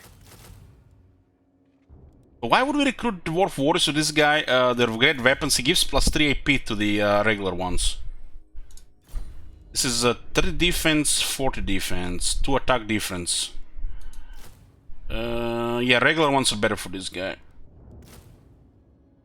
There's only one explosive here and we have iron breakers. We need more shield wall.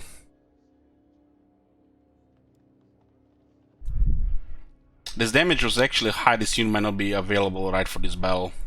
They do have 6 units here already.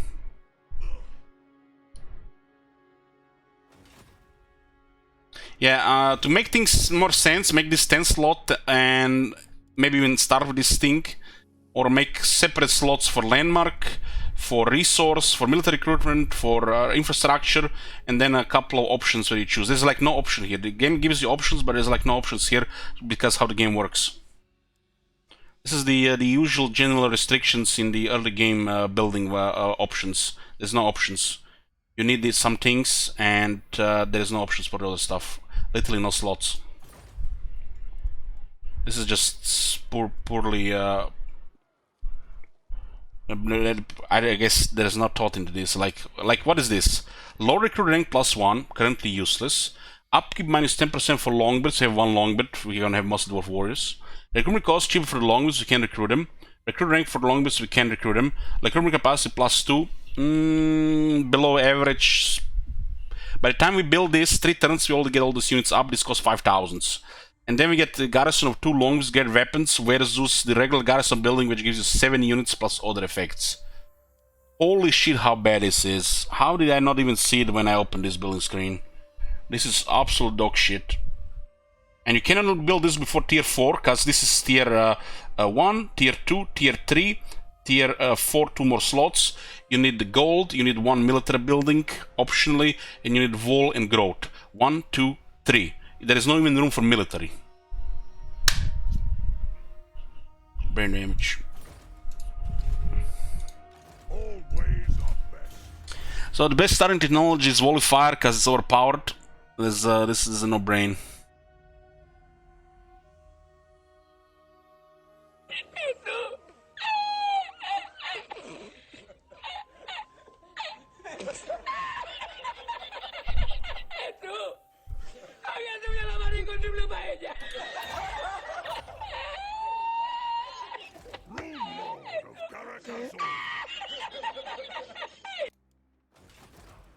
Okay, looks like we're done with turn 1, boys. 2 hours and 3 minutes. I don't think that's a new record. Yeah. Maybe now that they lost an army, those guys might join.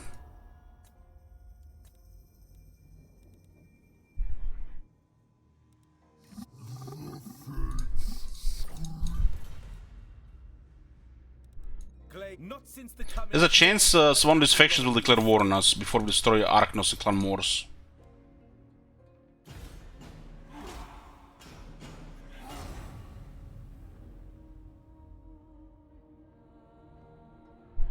We saw some highlighted cities.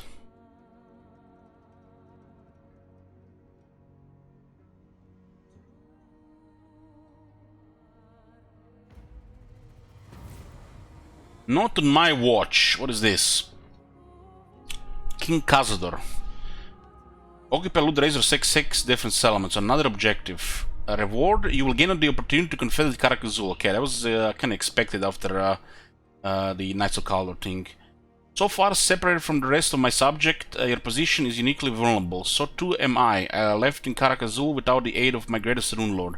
As we stand defiant against the threat of the wild greenskins and the repulsive Skaven Scourge, it is clear that our strength must be combined if we are to withstand their advances and ensure the great hold of Karakazul does not fall. Maybe this time they also remembered when you confederate Kalador with the Knights of Kaldor, you actually become Kalador. And when you confederate Karakazul with this faction, you become Karakazul and not this expedition still. 25 old gold, 1500 treasury, and so 6 elements. This could have been the first one if I didn't take it on turn 1. Because they might be dead before we get these 6 elements. Thorek's Rune Armor. Occupy Ludo race 3 elements. We also need this for the chapter objective. We are at 1 out of 4. The strange new lands team with unfamiliar foes. Unfamiliar foes, huh? With just 4 greenskins twice.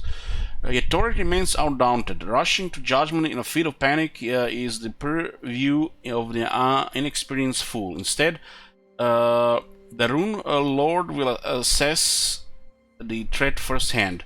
When dangers of this world prove themselves deadly enough to warrant Thorek's intervention, only then will he finally don his mighty Rune armor of war and be ready to stand against them. So 3 elements, we get money and armor. This reminds me like of almost like Clan Ash in first quest, where you just basically get 5,000 and weapon for nothing.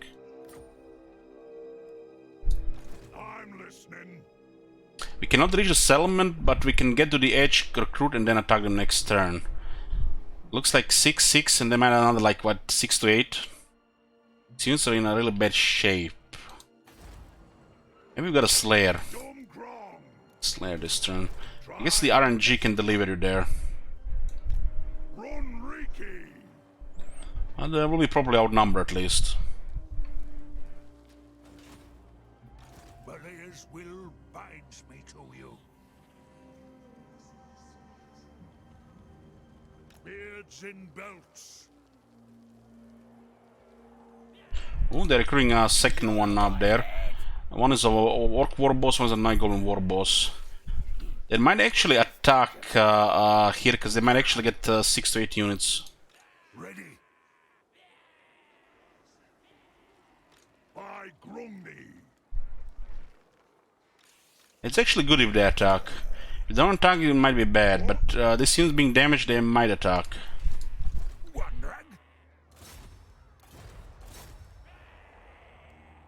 Then we'll not risk a Runesmith here.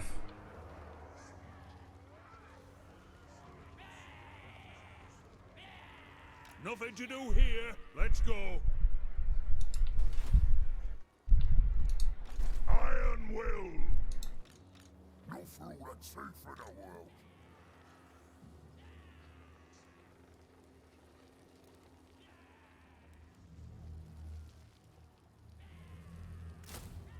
Get 1 blasting charges and 2 more dwarf warriors. These guys could spam a lot if you don't destroy them immediately. It looks like they can recruit Orc Boys, and they only got this tier 2. Or it was a tier 2? 6? Yeah, it was a tier 2. We might build a defense building here, and then we're gonna have to think twice if we're gonna attack. So this city is glowing here.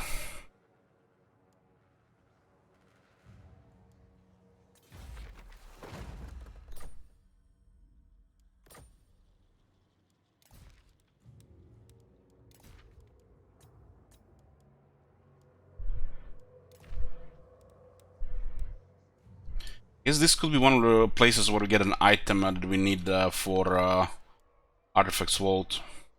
The part. So this one is one here. It looks like dwarf holds. One here. Another one here. Here. In a general direction in the north. There's one here, damn.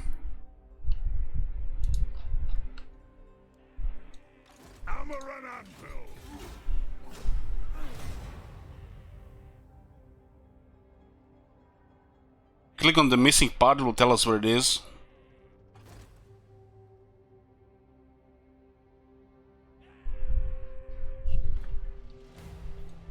Recruited in second army.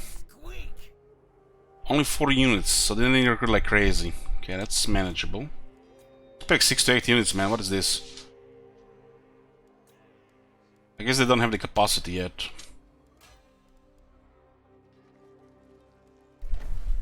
The ones who took it will pay with their lives. Okay. Ready?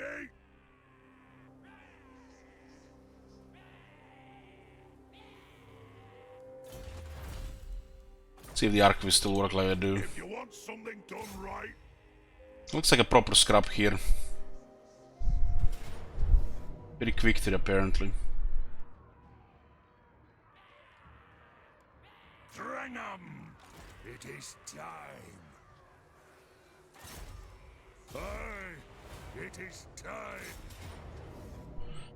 So if I mouse over this thing here, we lose 48 dwarf warriors, and so it doesn't actually tell you the damage on the other guy, so it just tells you which units get killed. For some reason I thought it would actually tell you like the amount of damage the units will take, but no, it just tells you who gets killed, and the other units might take a lot of damage. Even like 90% of the unit might die.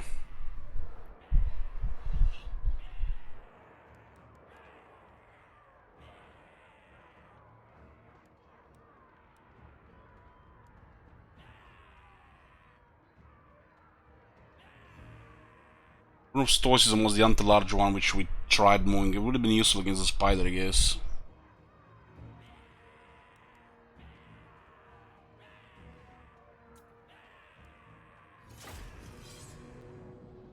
Well, apparently the game predicts a pretty victory. Let's put a prediction.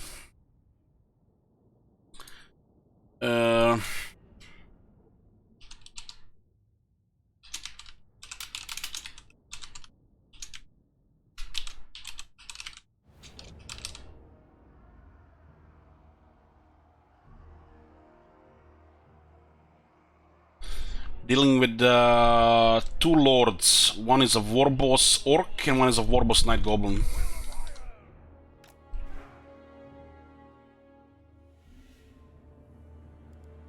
We have a unit of iron breakers.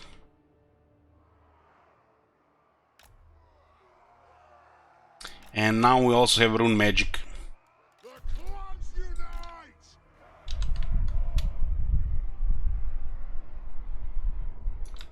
We need to go that wide.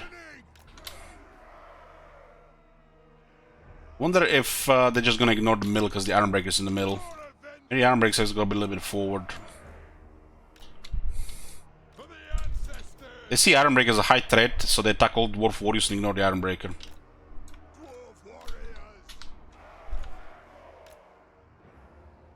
Thorek Ironbrow! Rune of smiting upon them!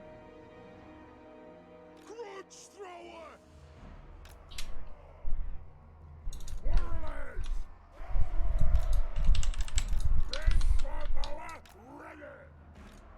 And this store kind of bad shape. I guess they'll still fine for the sides. We got some explosives. See where the rest of them go. Longbeard's great weapons, huh?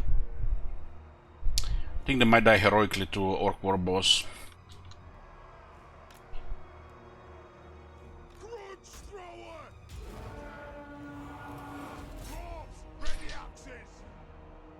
Throw this fight so Scotty loses point. What the fuck are you doing, Scotty?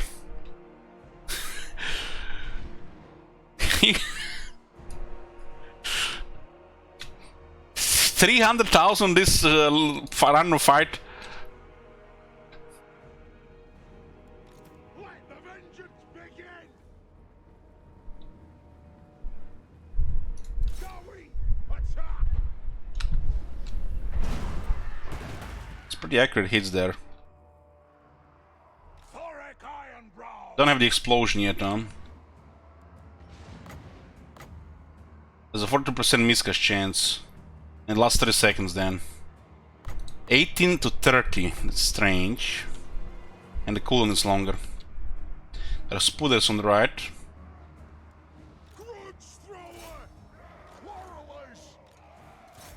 Let's get rid of those archers so they don't diminish anything here. Send the longbeards on the war boss.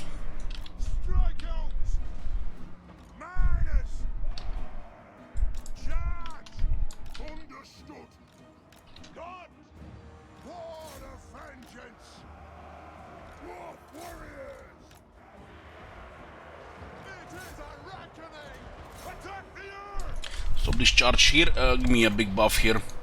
Attack and speed. Attack and speed here. 46 attack warriors, nice. We have some archers on the other sides here.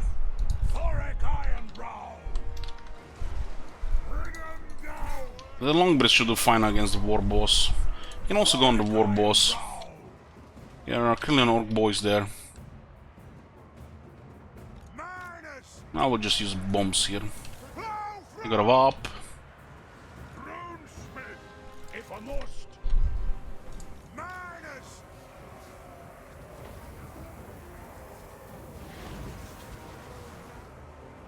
The runes share cooldown between the on the character, Oh my but every character can use their own runes. that shit?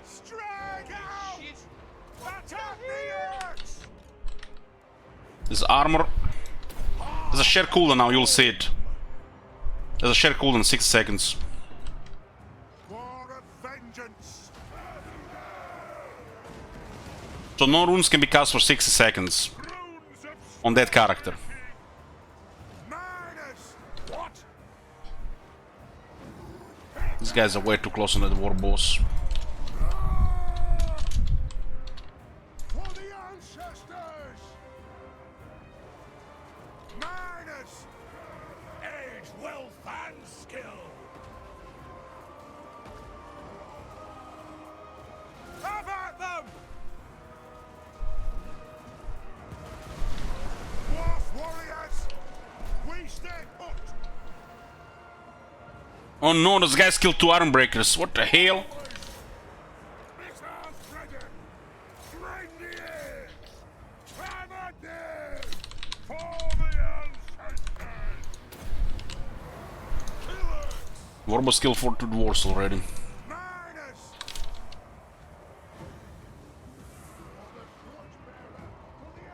And this they're coming here.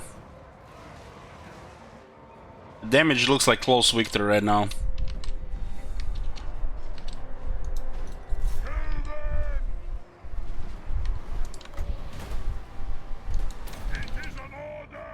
Ironbreakers will get attack buff here. 60 attack Ironbreakers, nice. You guys are getting focused by the archers there.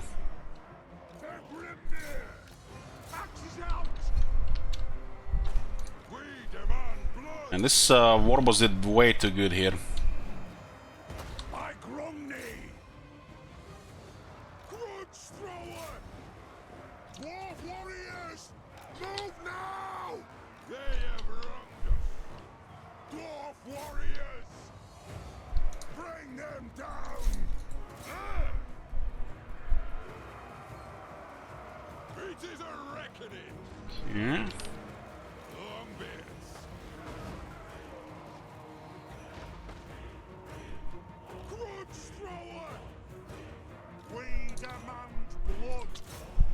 Aye! Withdraw! There's still a 10 still alive. Grudge thrower! Thorek boys here are performing way too good. For the ancestor gods! Nothing could stop us! Nothing could stop us! Miners! Nothing can stop us! Dowie marksman! Pull out! Punches out, lads! Move to attack! The clans unite! Axes out! Wrath and ruin! And war boss not only slammed those longbeards, but he's now killing our lord as well. Thorek Ironbrow! Dwarf warriors! This is actually the second guy now, this is the other guy. Thorek This is the Night Goblin one, this is the war boss. The orc one. Dowie, attack! Kazoo! Blow through! For the ancestors! Haul them! Could you distract The explosives there. for the ancestor gods? They're way close to routing. This guy got 106 kills, so this was the other guy. No, this guy's piled up so many kills. I guess they was attacking the damage units. Warriors! Just an out of ammo. Kazoo! Range far! Range fast!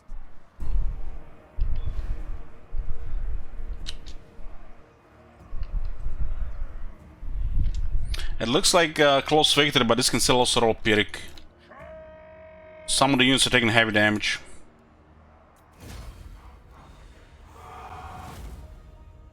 Close victory. Predicted by 87%.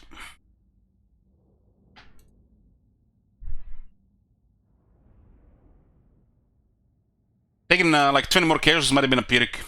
But this is a close victory for another 100 and something casualties.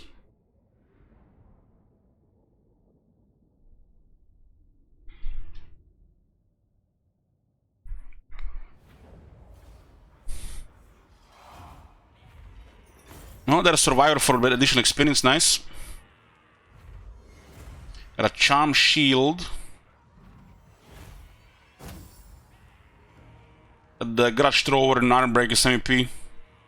Ironbreak is this early is crazy. Can't handle 4 orc boys. And we have secured the first province. Oh, got a student. Supper, charm shield. Supper is still poop.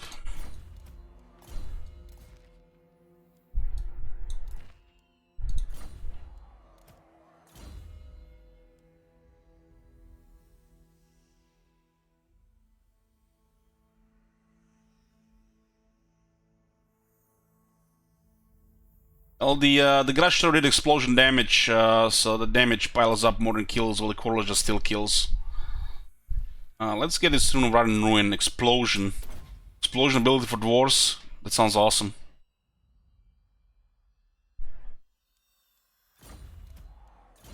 Oh, look at this, we get another explosion.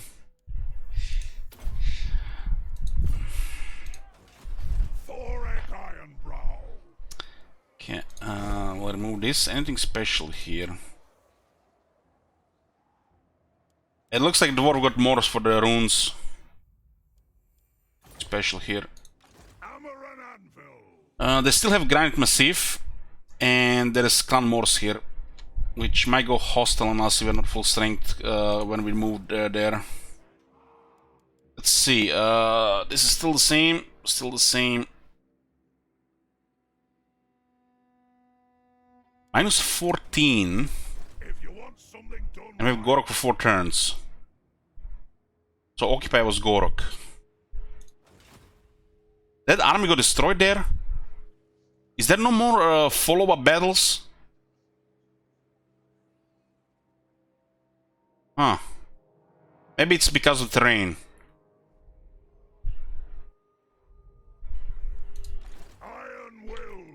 This one got destroyed and this one got destroyed. I guess they didn't have the room to retreat. Tried and tested. They're in the fog? Ah, could be. Could be. I wasn't paying attention. I'll get 1 dwarf war and 2 more quarrelers. We need to replenish the battle line. What do we have here? No money. No money. Well, that's unexpected.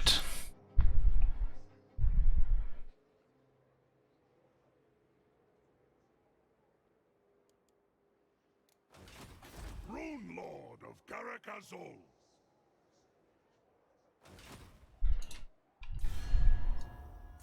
How much do we have right now? 5? If you want something done right.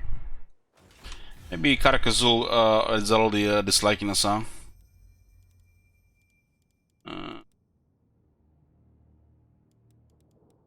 One more still in one settlement. My throne stands ready. Do not disagree. No, they don't like us. There's a bullshit with these Trust Dwarves, they forgot to change this shit. This shit makes no sense anymore to be in the game when after the Greenskin rework. But it's still in the game. So basically all the dwarf clans randomly can roll these Trust Dwarves and they basically hate other dwarves. Diplomacy seems going to be very hard to get, especially early on in the game. Since the Wood Elf rework, diplomacy is all fucked, so this makes it even more fucked. Then literally these guys could break non-aggression pact and declare war eventually, because of the Trust Dwarves.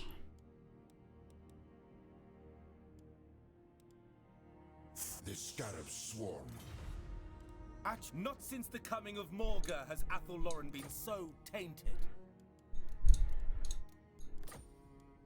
Futile. I think that one is close. I should have your beard for entering our halls. Hold on. This guy's sending gold here. We don't really want to bother with this. This guy's a good buffer. Or consider yourself lucky that we didn't ill-judged. Showing war, moderate. Very well. Okay. Now they joined the war after they lost the other arms.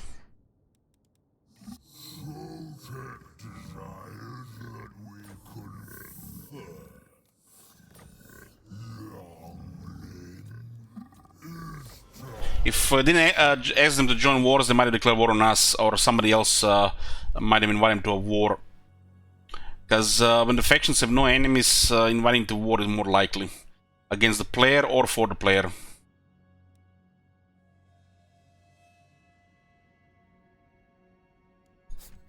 More head skulls. The updated patch notes. Did they update patch notes? Let's see.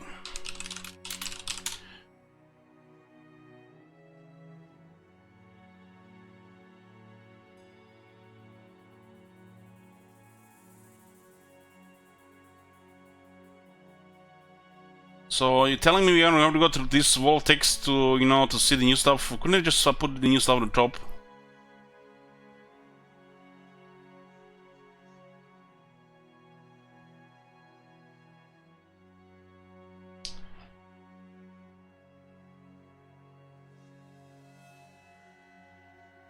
Can't be bothered to scroll to -2 wall text. Fuck that. Trend passed. Okay. Tried and tested. This unit is 207, this unit is 130. Well, hell, longbirds could be useful against Squeak. Ready?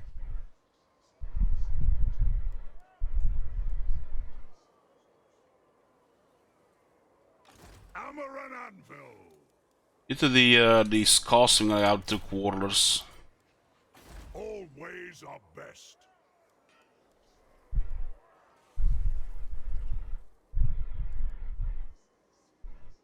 $247, yeah, we don't need this gold.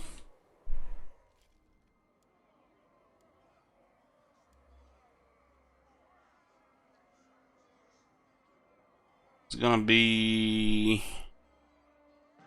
Why is there a -3 there? Me need promotion.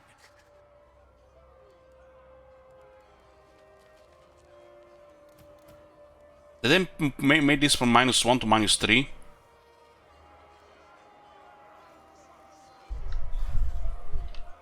Could be another character here. He might have something for this extra too.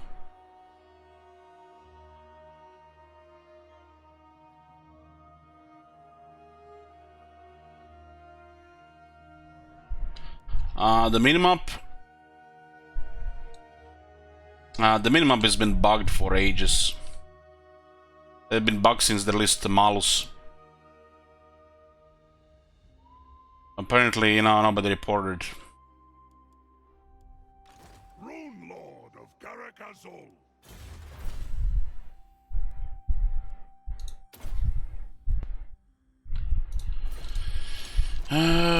Put this public order here for now. We'll see what happens after that. We do lose growth with bad public order. We'll see how it builds up. Omni's will. Hammer and anvil.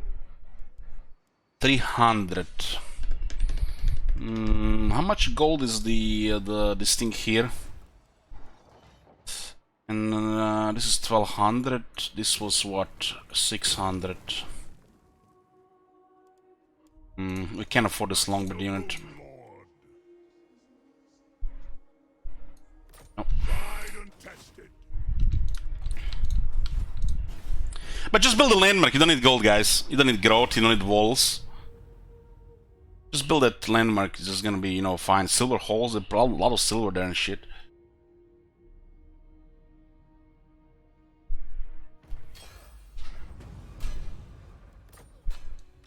Thorek Ironbrow. So he was here. That makes sense now.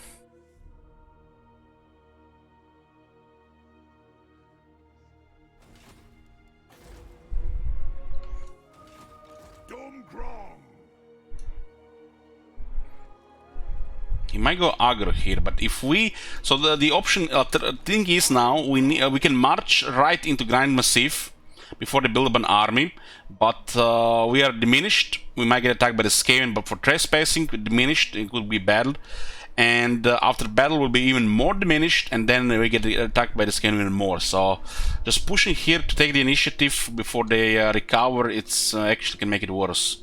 I guess you can always risk it for you know, RNG and stuff. So what we're gonna do here, we're just gonna move a little bit forward By Grundy, and get another turn of replenishment. rest, feast, drink. We have 1200 nearly.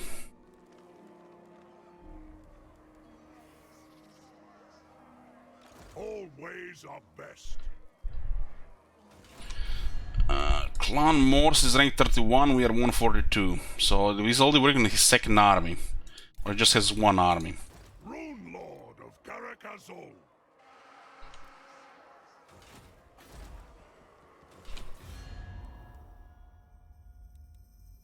You need me? This is Athelloren, home of the Oak of Ages and the Azray. No, just no. Let's no. We need a little bit of gold here. These guys would have given us gold if they didn't have these trust wars. If you want something done right, Wait, you were string rank 23 last turn. Well, the updates at the start of the turn. We're taking massive casualties in the update. hammer and anvil.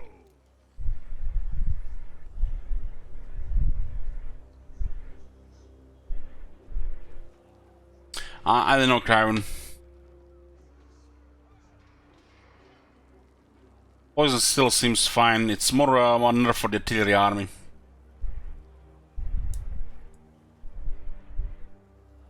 Having lots of quarterless, it's not as good as against the Skaven against the greenskins is. Like, more armored infantry will be better in this case.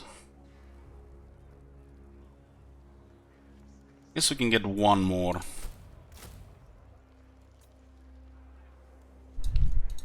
Tried and tested.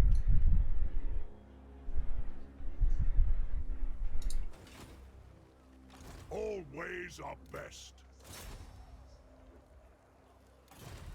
Well, this bug here still hasn't been fixed. They ask you for money, but it will not take your money. But you need the money to see it.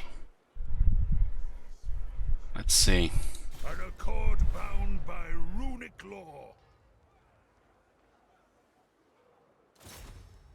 It shall be done. Oh, room bearer, nice.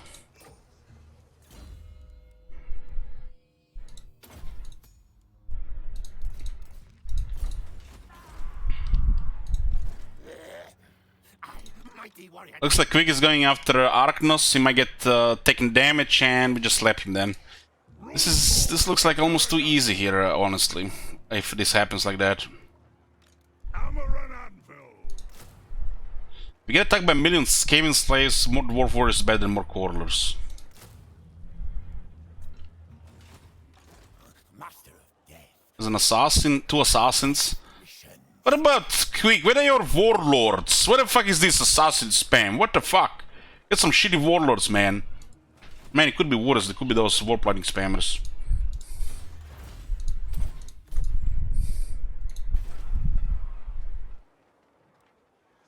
If you want something done right,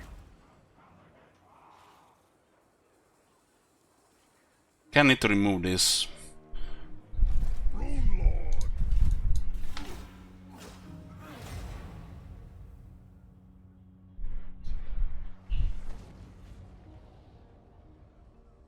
Can raise the city.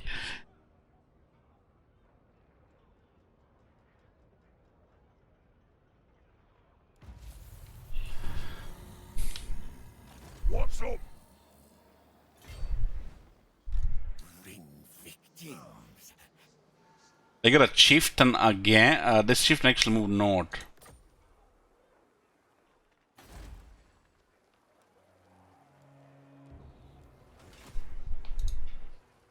Arcane wisdom. On turn start, moderate change the slaves will be added to the regiment's renowned pool. It's been 4 turns now, and still no slayers. All ways are best. Blades drip. Can't see me. Attacking this seems like the right way I think to do right now.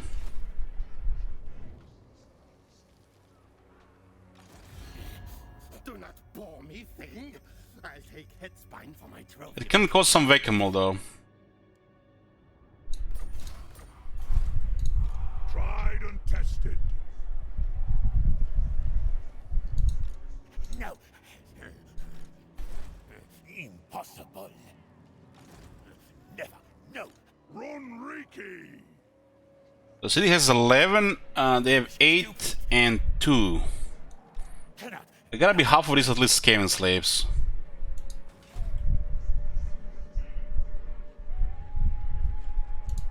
Rune Lord of Karakazol. On we go! Arcane winds the rune's duty is never done. What? Impossible. You get the garrison and another lord. Why are you making it so easy? If you want some... Apparently against that mighty garrison is pretty quick there, man. They have a unit of stone vermin. Only we had some crows to deal with that shit.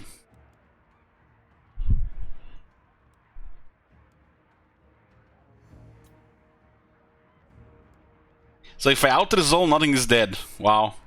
But a pretty victory. So it looks like a bad out-resolve considering there's a quick outside and a master assassin additional units. And dwarf replenishment is pretty bad. So we gotta do a manual battle here, minimal casualties, and finish up quick before, you know, turn 10. Clanmore's dead before turn 10? This is like... Clanmore's dead before turn 10? Not even that Lizardman down there can do it. I guess Khalida could do it, maybe.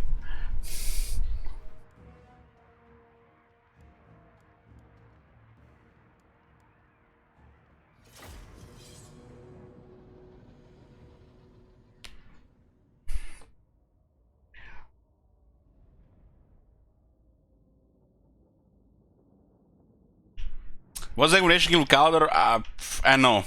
10, 14, 15, 16, something like that. Check the last campaign.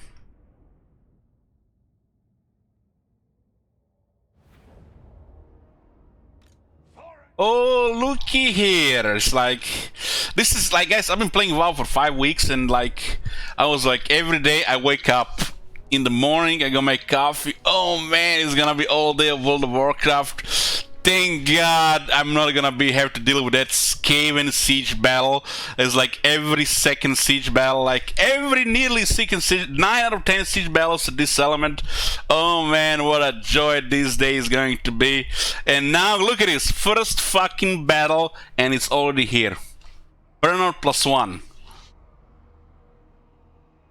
Variety? What variety? Like, it's not like we're buying DLCs and shit. They don't have manpower for this. Put another layout here.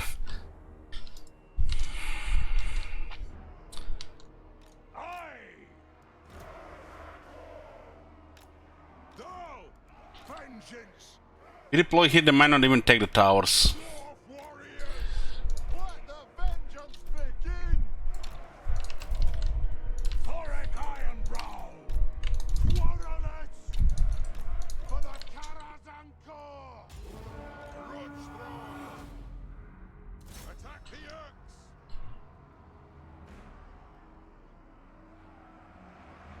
Quarrelers!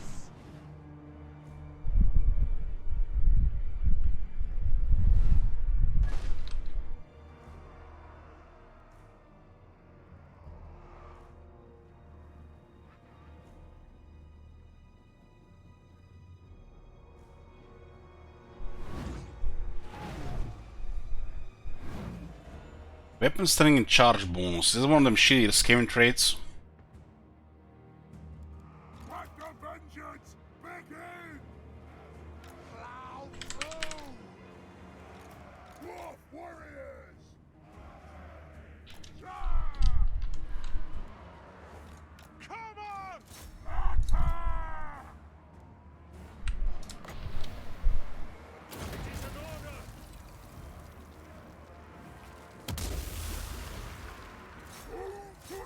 Mmm.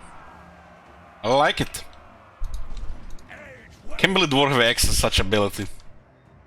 Move now! Castle, kill hoods.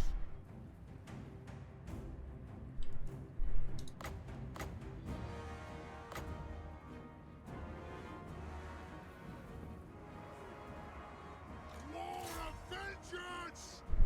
Reach fast! Grudge thrower! Whirlers! Shift it! This range is also 100 meters. Yeah. Iron breakers! Charge! Brungne's well!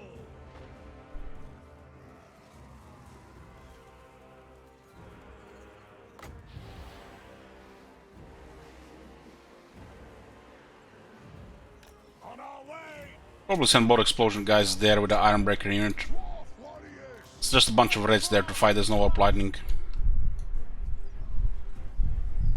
The Stone Vermin is there. Just weak to Crossbows. If it was here, we just already shot dead. Aye! Move now! Thorek Ironbrow! This hero, yeah, I'm just gonna stand there. For the High King! Moving out! Kill the orc splitters! Down! Plow through!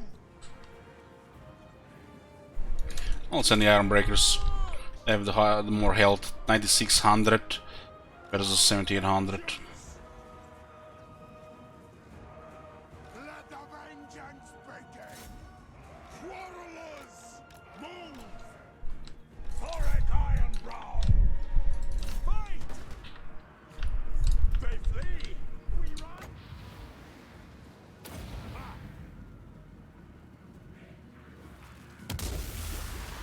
It's actually really good against the Skaven goblins. Done wrong!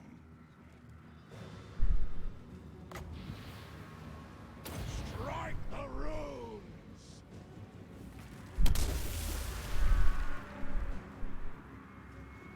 It's literally Brainbuster Wildtide. Except does fire damage. For mountain and hall! Cover them! We'll get it!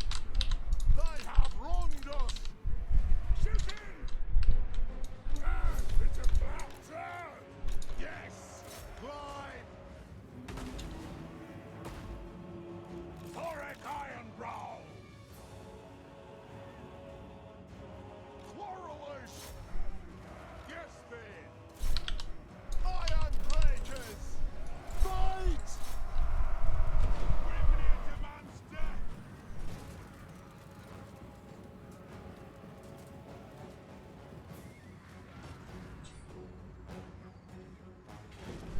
I need to send 3 units here so they pile up on everything.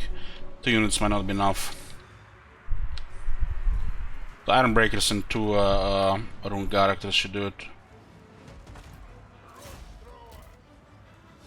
Miners! Start climbing! For the ancestors!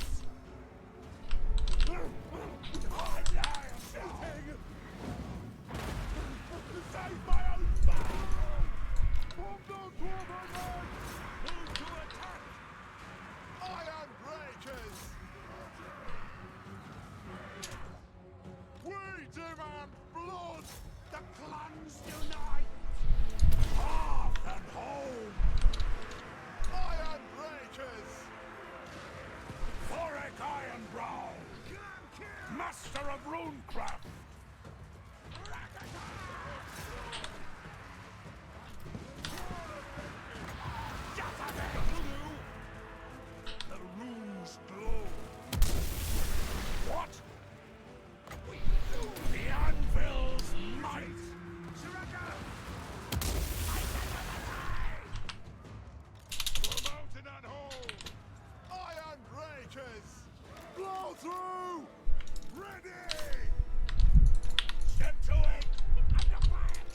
warriors! The clans unite!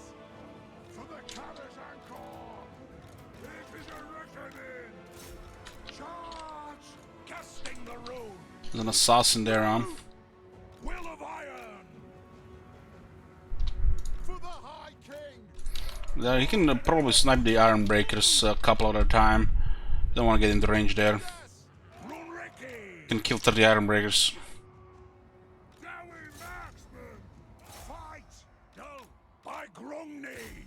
Runes of smiting upon them! Attack the Urks! Iron breakers! Send in the rams! Vengeance! Iron breakers! Aye! Iron breakers! Raged firepower ready! For the Karazhan-Kor! Thorek Ironbrow! Hazuk! Come on! Sharpish! Might just kite us there. Ironbrow! Iron breakers! For the High King! Warrenet! Master of runecraft! Does have a 60 attack, so it's gonna be a problem for the runesmiths. Miners! Go! War of vengeance! He's just gonna run, we can't catch him.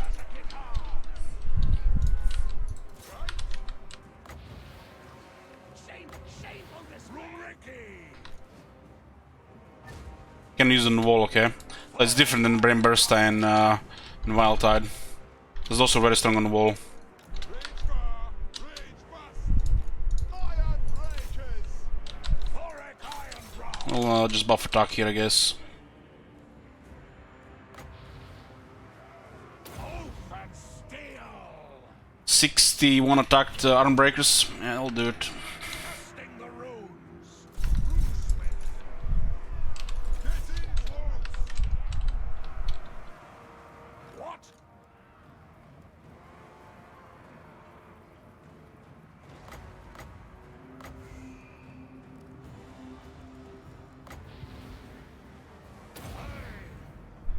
For the ancestor gods! Miners! Dwarf warriors! It's not really worth chasing him, his skirmish is faster. It's not gonna go into melee. We are doomed! Lord of vengeance! Will of iron! To the forge! Attack the axe!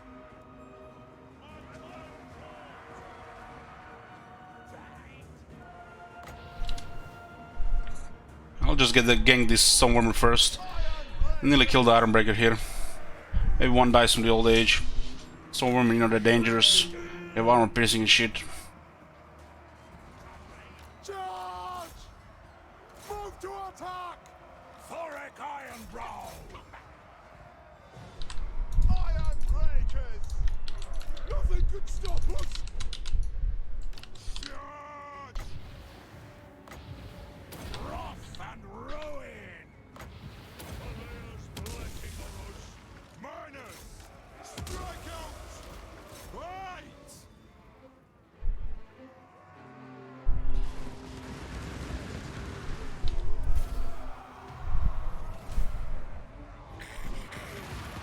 Take my own fur!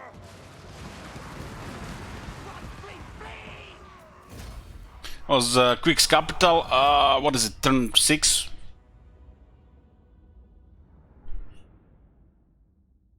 I think it's turn 6.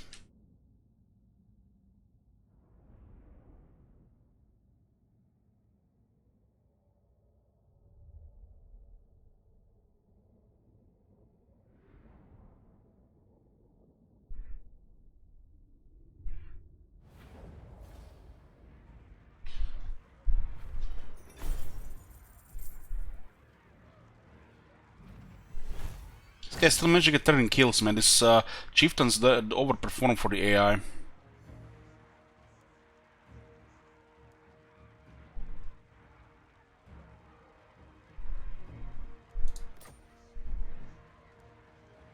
Make it fit for the doughy. You see how this army just got killed? Such a Maybe they were in the fine city, I wasn't jet. paying attention. Thorek collar will soon be complete. Artifact piece secured, Spark Gem. Fragment of once powerful Davi artifact has been secured. When paired with its missing piece, the true relic can last be reforged.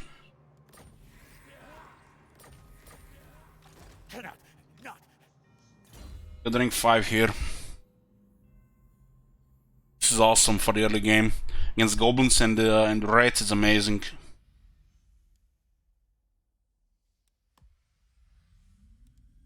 Probably gonna go 2 here and 2 here. This is the good shit. We have Iron Breakers in the army and a Grudge store with quarters, so the battle skills can wait.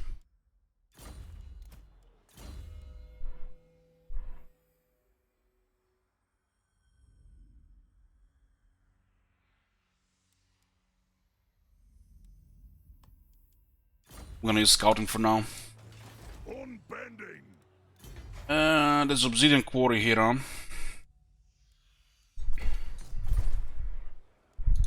Hammer and anvil. They might just beeline south here, but they currently have no settlements. If they do it in the right order, they might take this and they just flee with this one. Maybe even south.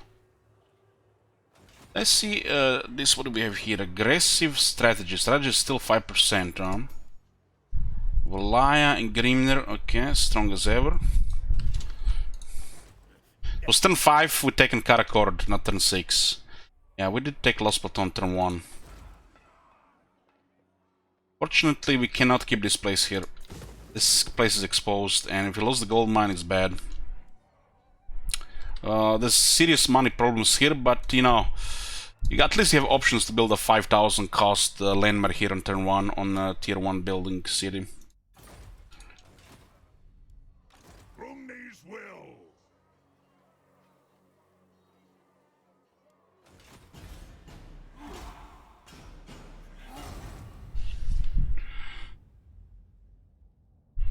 Destroying clan Morse is critical before they get away, get a settlement somewhere. Clan Morse dead and Arachnos dead is pretty much this faction early game. Secure the Quick's position, which is a very strong position. The Channel Valley and Solon's Village Mountains. This mountain here, that's a very strong position. So basically this guy is just taking over Quick's position as the player. Search any ruined settlement for treasure. This is what? Quest for Clad Brakak, his mace. For so long, Thorek waded through the dense jungles of Lastria. What? We're not. What the hell? Yeah, just put more resources in Vortex and Mortal Emperors. Nobody plays this shit. Crashing rocky skulls with every swing of his might. That's why they said unfamiliar foes. Now it makes sense, because he starts in Lastria and Vortex. That the power of runes embedded within it have slowly begun to fade. With their magic dwindling so far from the forge of Karakzul, he must scour the ancient ruins hidden deep amidst the wilderness and gather the necessary materials to build an almighty smithy upon which to strike the new runes. Arcane wisdom. I'm sure the Vortex has as many players as the multiplayer has. It's like almost there. This is 2625. Clan Morse has occupied that settlement there. We're moving here to crush it. I'm starting to get his voice from somewhere.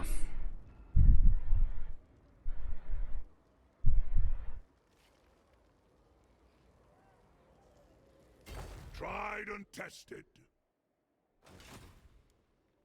Going aggro here.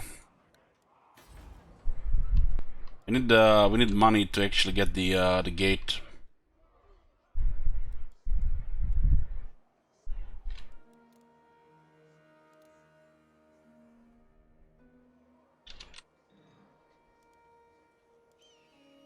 I mean, look at this shit here. It's like nothing wrong with this, right? It's This is how it's supposed to look like on turn 6.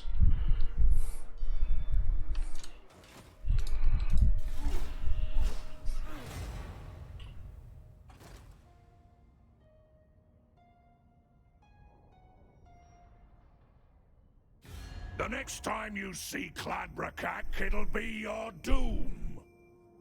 So we met Skullkrag and they immediately declare war. There's greenskins above Quick. Yeah, so it looks like a little more greenskins, it's fine. I like finding greenskins. This position is strong, we just gotta get rid of it quick. Wretched Crotty. By Grundy.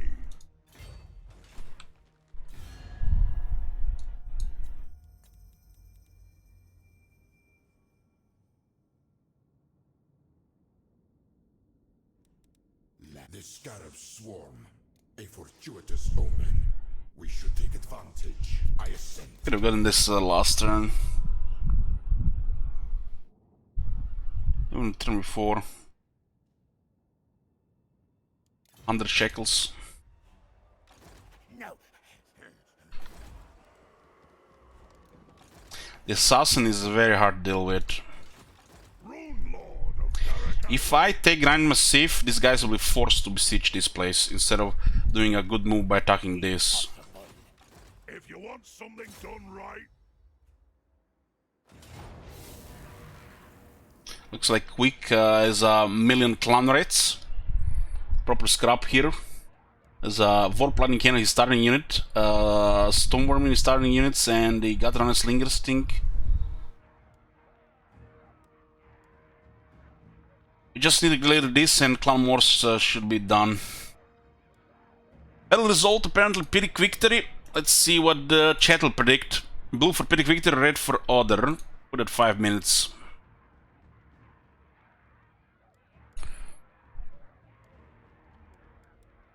Quick is a little bit nasty, so he'll be killing dwarves. We should definitely avoid him with our characters. Target his arm and ignore Quick.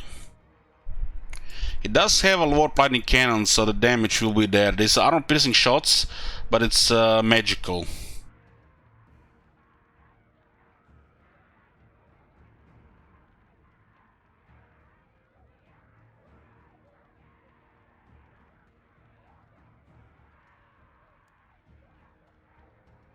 Wow, he actually cleared Arachnos without losing any of this originally. I guess it was in his favor. Look at this. 2 units dead on auto-resolve here, apparently.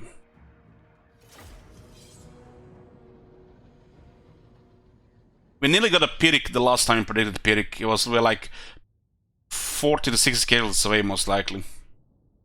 The war boss killed over 100. Orc war boss.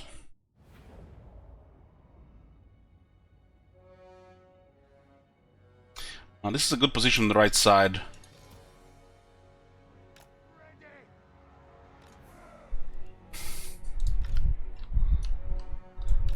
Our infantry is better, but they got Quick. Quick is always scary to deal with. We don't have counters. We don't have counters. I can just focus him with the range as it gets closer. We need gonna put Iron Breakers in reserve because they'll be sniped by the Warp Lightning Cannons.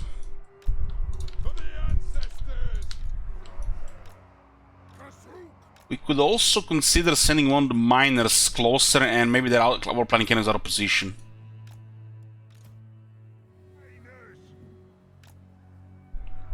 We don't really mind if those 2 miners get destroyed. Thorek Ironbrow. Aye. Of Iron Twill here.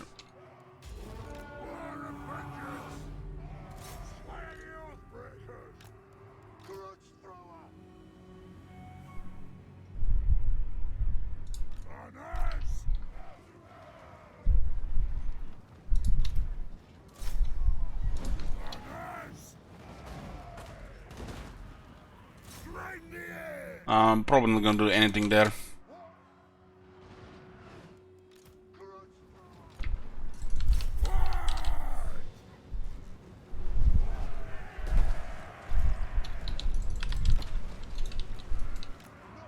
I should have. If I had both of them in the location, would have been better.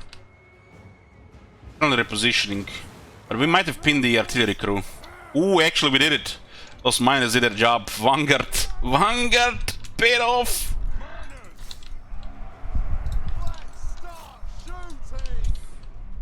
They did it, boys. They did it. That's what we needed here. Sometimes the miners can deal with artillery like this. We'll send some rune magic there.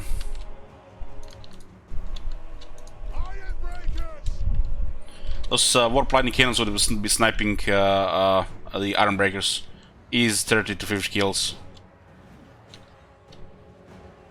Thorek Ironbrow! Vengeance!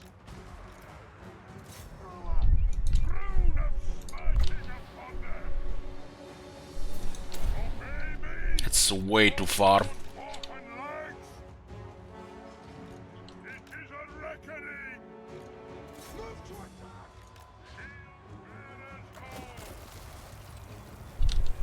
I fight! For the ancestor gods! Move now! Nah, that's no range. That's a small range, 100 meters. And could have been deadly, but they were way too slow. At least artillery has been firing in a good position. Quarrelers! Come on! Now the warp lightning cannon will shoot. Ironbreakers! We haven't killed a single one, really. Fight! We demand blood! Axe's house! Thorek Ironbrow! Can we shoot quick? Ooh, what the hell? Warriors! They actually caught him here, huh? That'll do! That's dead if Quick gets him. Fast! Runes of spellbreaking! We are relentless! It's almost as fast as Quick. Now! Plow through! Quarrelers! Attack! Go! Kazook! It's they crossing our quarrelers there. We need a couple of direct hits there. Thorek Ironbrow! Oh my Quick has extra menace below, so it's annoying that way. My Grumney! Go! My warp lightning is still in good shape. Move! Nothing can stop us! Oath and steel! Oh my god. Move Have it! you seen that shit? Dwarfs Shit. ready access! Take this pilot, take merit. Yoo-hoo! Quarrelers! Going! Attack! Dwarfs! Ready access! Score! This menace below actually been doing being annoying our quarrelers quite a bit. Getting into range of the Ironbreaker zone. Outrow! You can see them moving. Dwarf warriors! Kazukan Kazapit! Alea's blessing on us! Those explosions will make all the difference against the Skaven. Fight! Attack the Urks! Move now! For the High King! We nearly got rid of that warp lightning cannon. Ironbreakers! Miners! Kazook! Yes! Go! Axes This is actually a lot of pressure here. Wrath and ruin!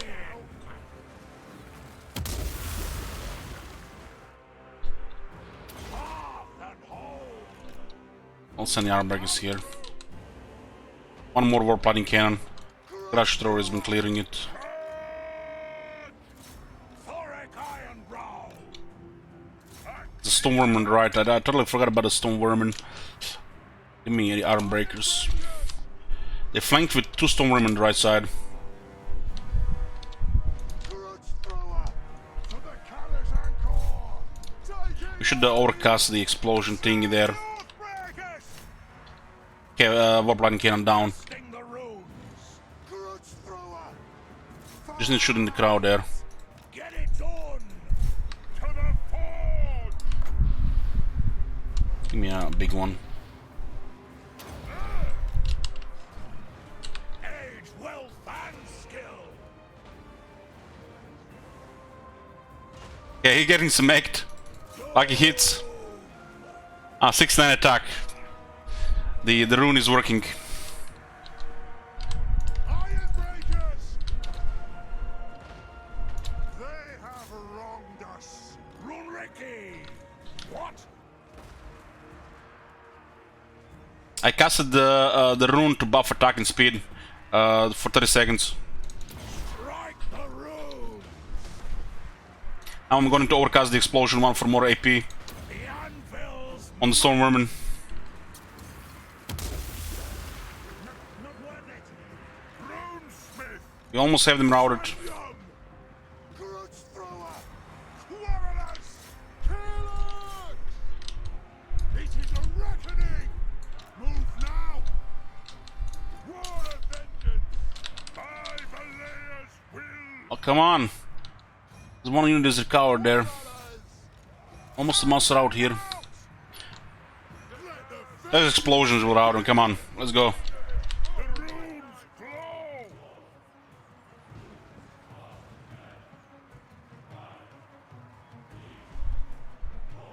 Getting close! Got him. To attack! And it's quick dealt with. His faction is is crumbling. Shambles. Killers! It's turn 6. It's turn 7. I'm missing one turn every time.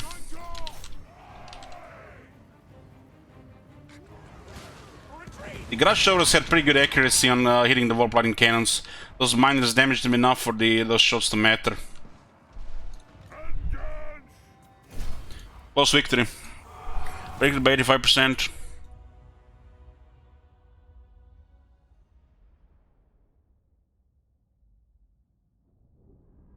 We are already at war with Skullcrag, the greenskins above us.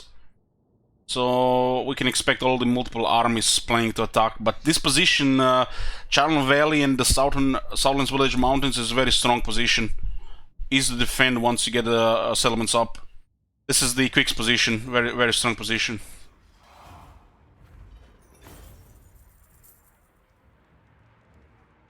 Quick managed to do 7,500 damage, killed 6-7 dwarves.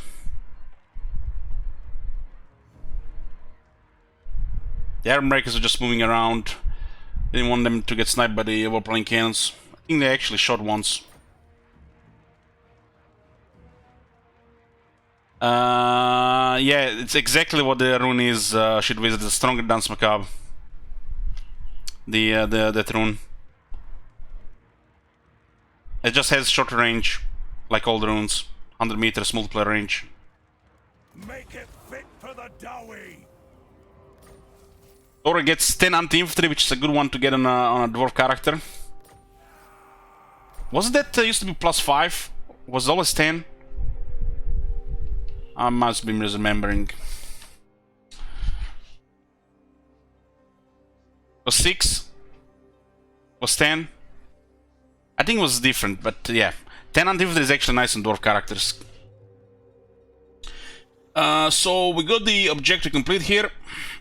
So we got his armor in 2000, very nice. We get rewarded for our progress. It's on 7. Don't care about copper. And we got his Thorek Rune armor. Get some fire resistance, magic resistance armor, and we got more armor and flame resistance for himself and Alice in range. Total overkill stats, unnecessary stats, not even need them, but you know, dwarves like their quality in overkills. This is the last force of Clan Morse, and I believe they will attack Karak or besiege it, but there's a small chance they go for Mount Arachnos.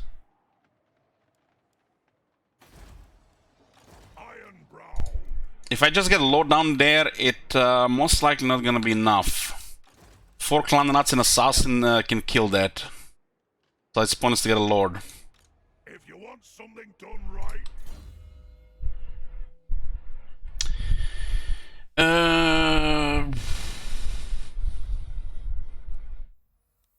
The rune magic is very good. We could just go for the strike the runes to get the combined the share cooldown down.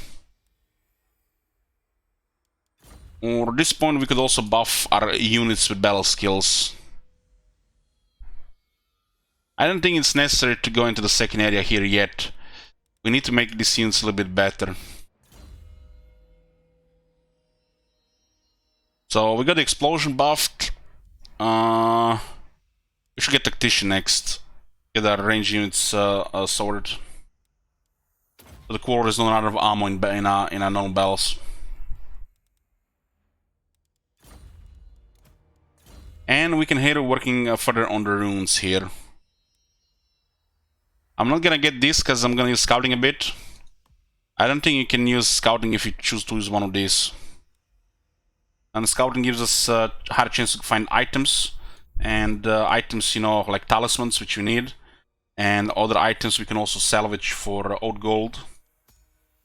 So scouting is good.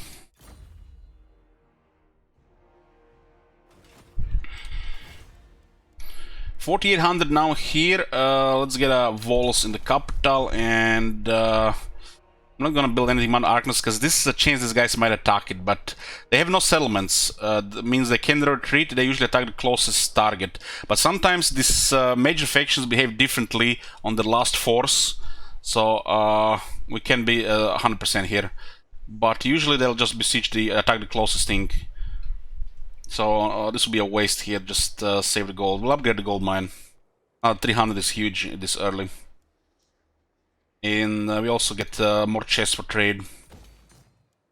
We're currently trading with Numas. Not a lot of trade, but it helps. Our economy is really bad until we get a couple of these buildings going. The charm shield, yeah, we can put it in the runes for now. Hold on. How much is this one to break? We don't need this item. Rune Lord of Caracasol.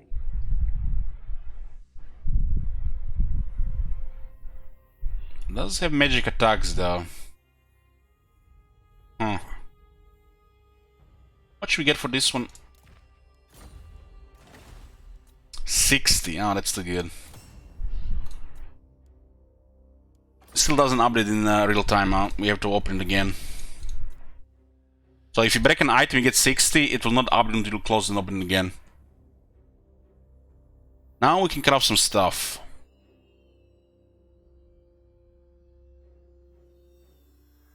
I claimed everything, Kenobi, but game had some bugs. We were already lost 30 minutes waiting for the shit to get fixed. So I just started the campaign.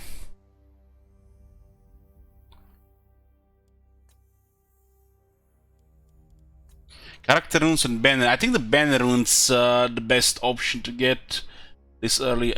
Artillery unit, non-character unit. Non-character unit. 15 phase resist.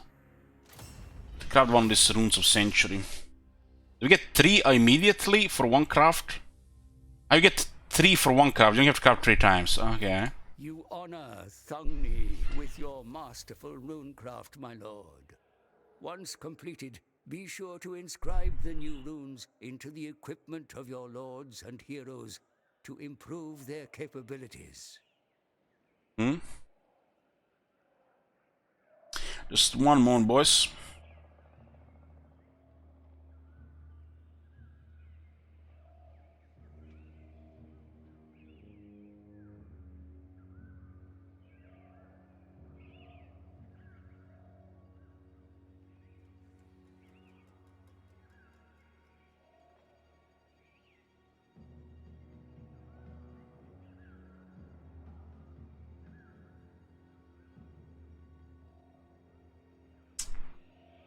God damn.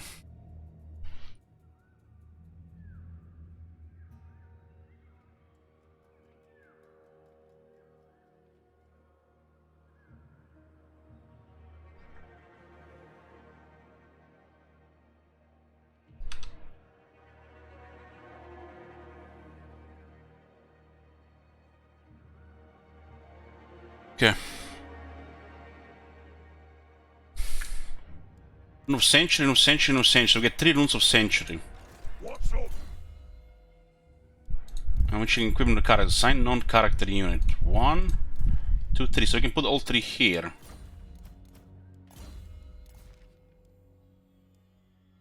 So this rune saying here is nothing anymore, huh? These things are gone, they're no longer equipped. I guess it just says the general interface for all of them. This is why dwarves have 2 additional slots, because they can equip a lot of these runes. Getting 3 of these for 15 old gold, that seems crazy. Thought it would be 15, you know, 3 times. That 15 is way too low cost. It should be much higher. You craft them again? No, you only craft them once. So I guess if the character gets killed, I guess you lose them. That's weird. Like the basic stuff. Ah, it's too odd. That's why it has the... Oh, ah, right. Orbital cost for crafting news 25%. Oh, that makes sense now. Yeah. This guy makes it 50% cheaper, so it's really good for him. Yeah, we were actually talking about this, and we were not sure how good will this be. Because of the changes to the forge. So turns out this is actually pretty good early on. Early on when the old gold is scarce. So it's because of him it's 50% cheaper. Now it makes sense it's 15 then. 30, yeah, 30 is fine then. Yeah.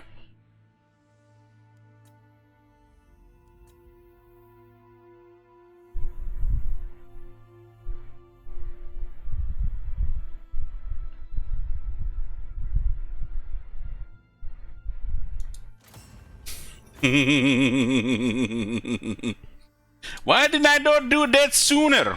Could have had like 300 kills on the man. On the dwarf, my bad.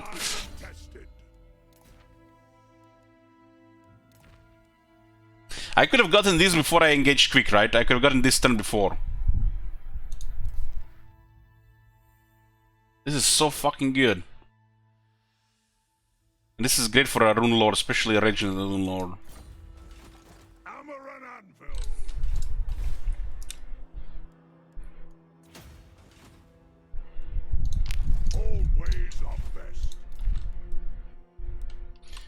Yeah, guys, so we've been playing this for over 3 hours. I gotta say, I'm enjoying this, but I love dwarves. It's my favorite race, and I just love them. All these changes all around, like the units changes, that garrison thing, the rune magic, just wow. Just makes me sad, you know. It's like there's this faction called the Vampire Counts, you know, and there's this thing called replay value, and you know, that more other things exist than dwarves. But I'm loving this, guys. This dwarf DLC is great. Buy it. You don't have to buy this shit. This is free, actually. You just claim this. Claim it at the Steam store. You don't have to pay for this DLC. This is free. You have to pay for the Lizardman and the Beastman.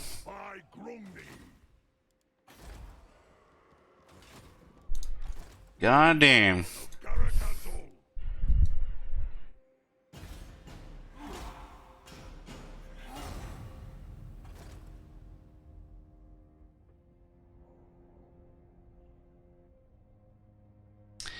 So, you guys know I've been playing TBC Classic. I have 2 characters in 2 guilds, so there's gonna be the raid times, and I do not intend to miss raids, which means it's gonna be mixed with this. But don't worry, there'll be days there where there is no WoW, like Monday, Friday, Saturday, unless they decide to put something there, but I don't think so. So Tuesday, Wednesday, Thursday, and Sunday are the raid days. Is noted by even the most which means I got a raid soon, and I'm just about to ring alarm for food, so I'm gonna go eat food, and I'll be back with the Carson raid. And after the Carson raid, there's a very high chance this time we'll be continuing this campaign. The Beastman will start tomorrow, probably same time as today. We'll be starting all 3 new lords, and we'll be working towards short campaign victory, achieving it, or just 150 turns, which is plenty to see the new stuff before going back to Setosa and other things. But Warhammer is back on the schedule, on the weekly schedule. We're just gonna be mixed up with things. We don't get burnout. Not even closer to Warhammer 3. Who knows? We're gonna release it maybe 5 months. So guys, thank you for watching. I'll be back shortly with other stuff, and this campaign continues tonight. Tonight, very high chance.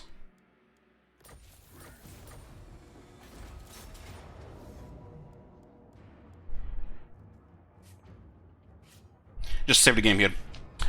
See you in a bit.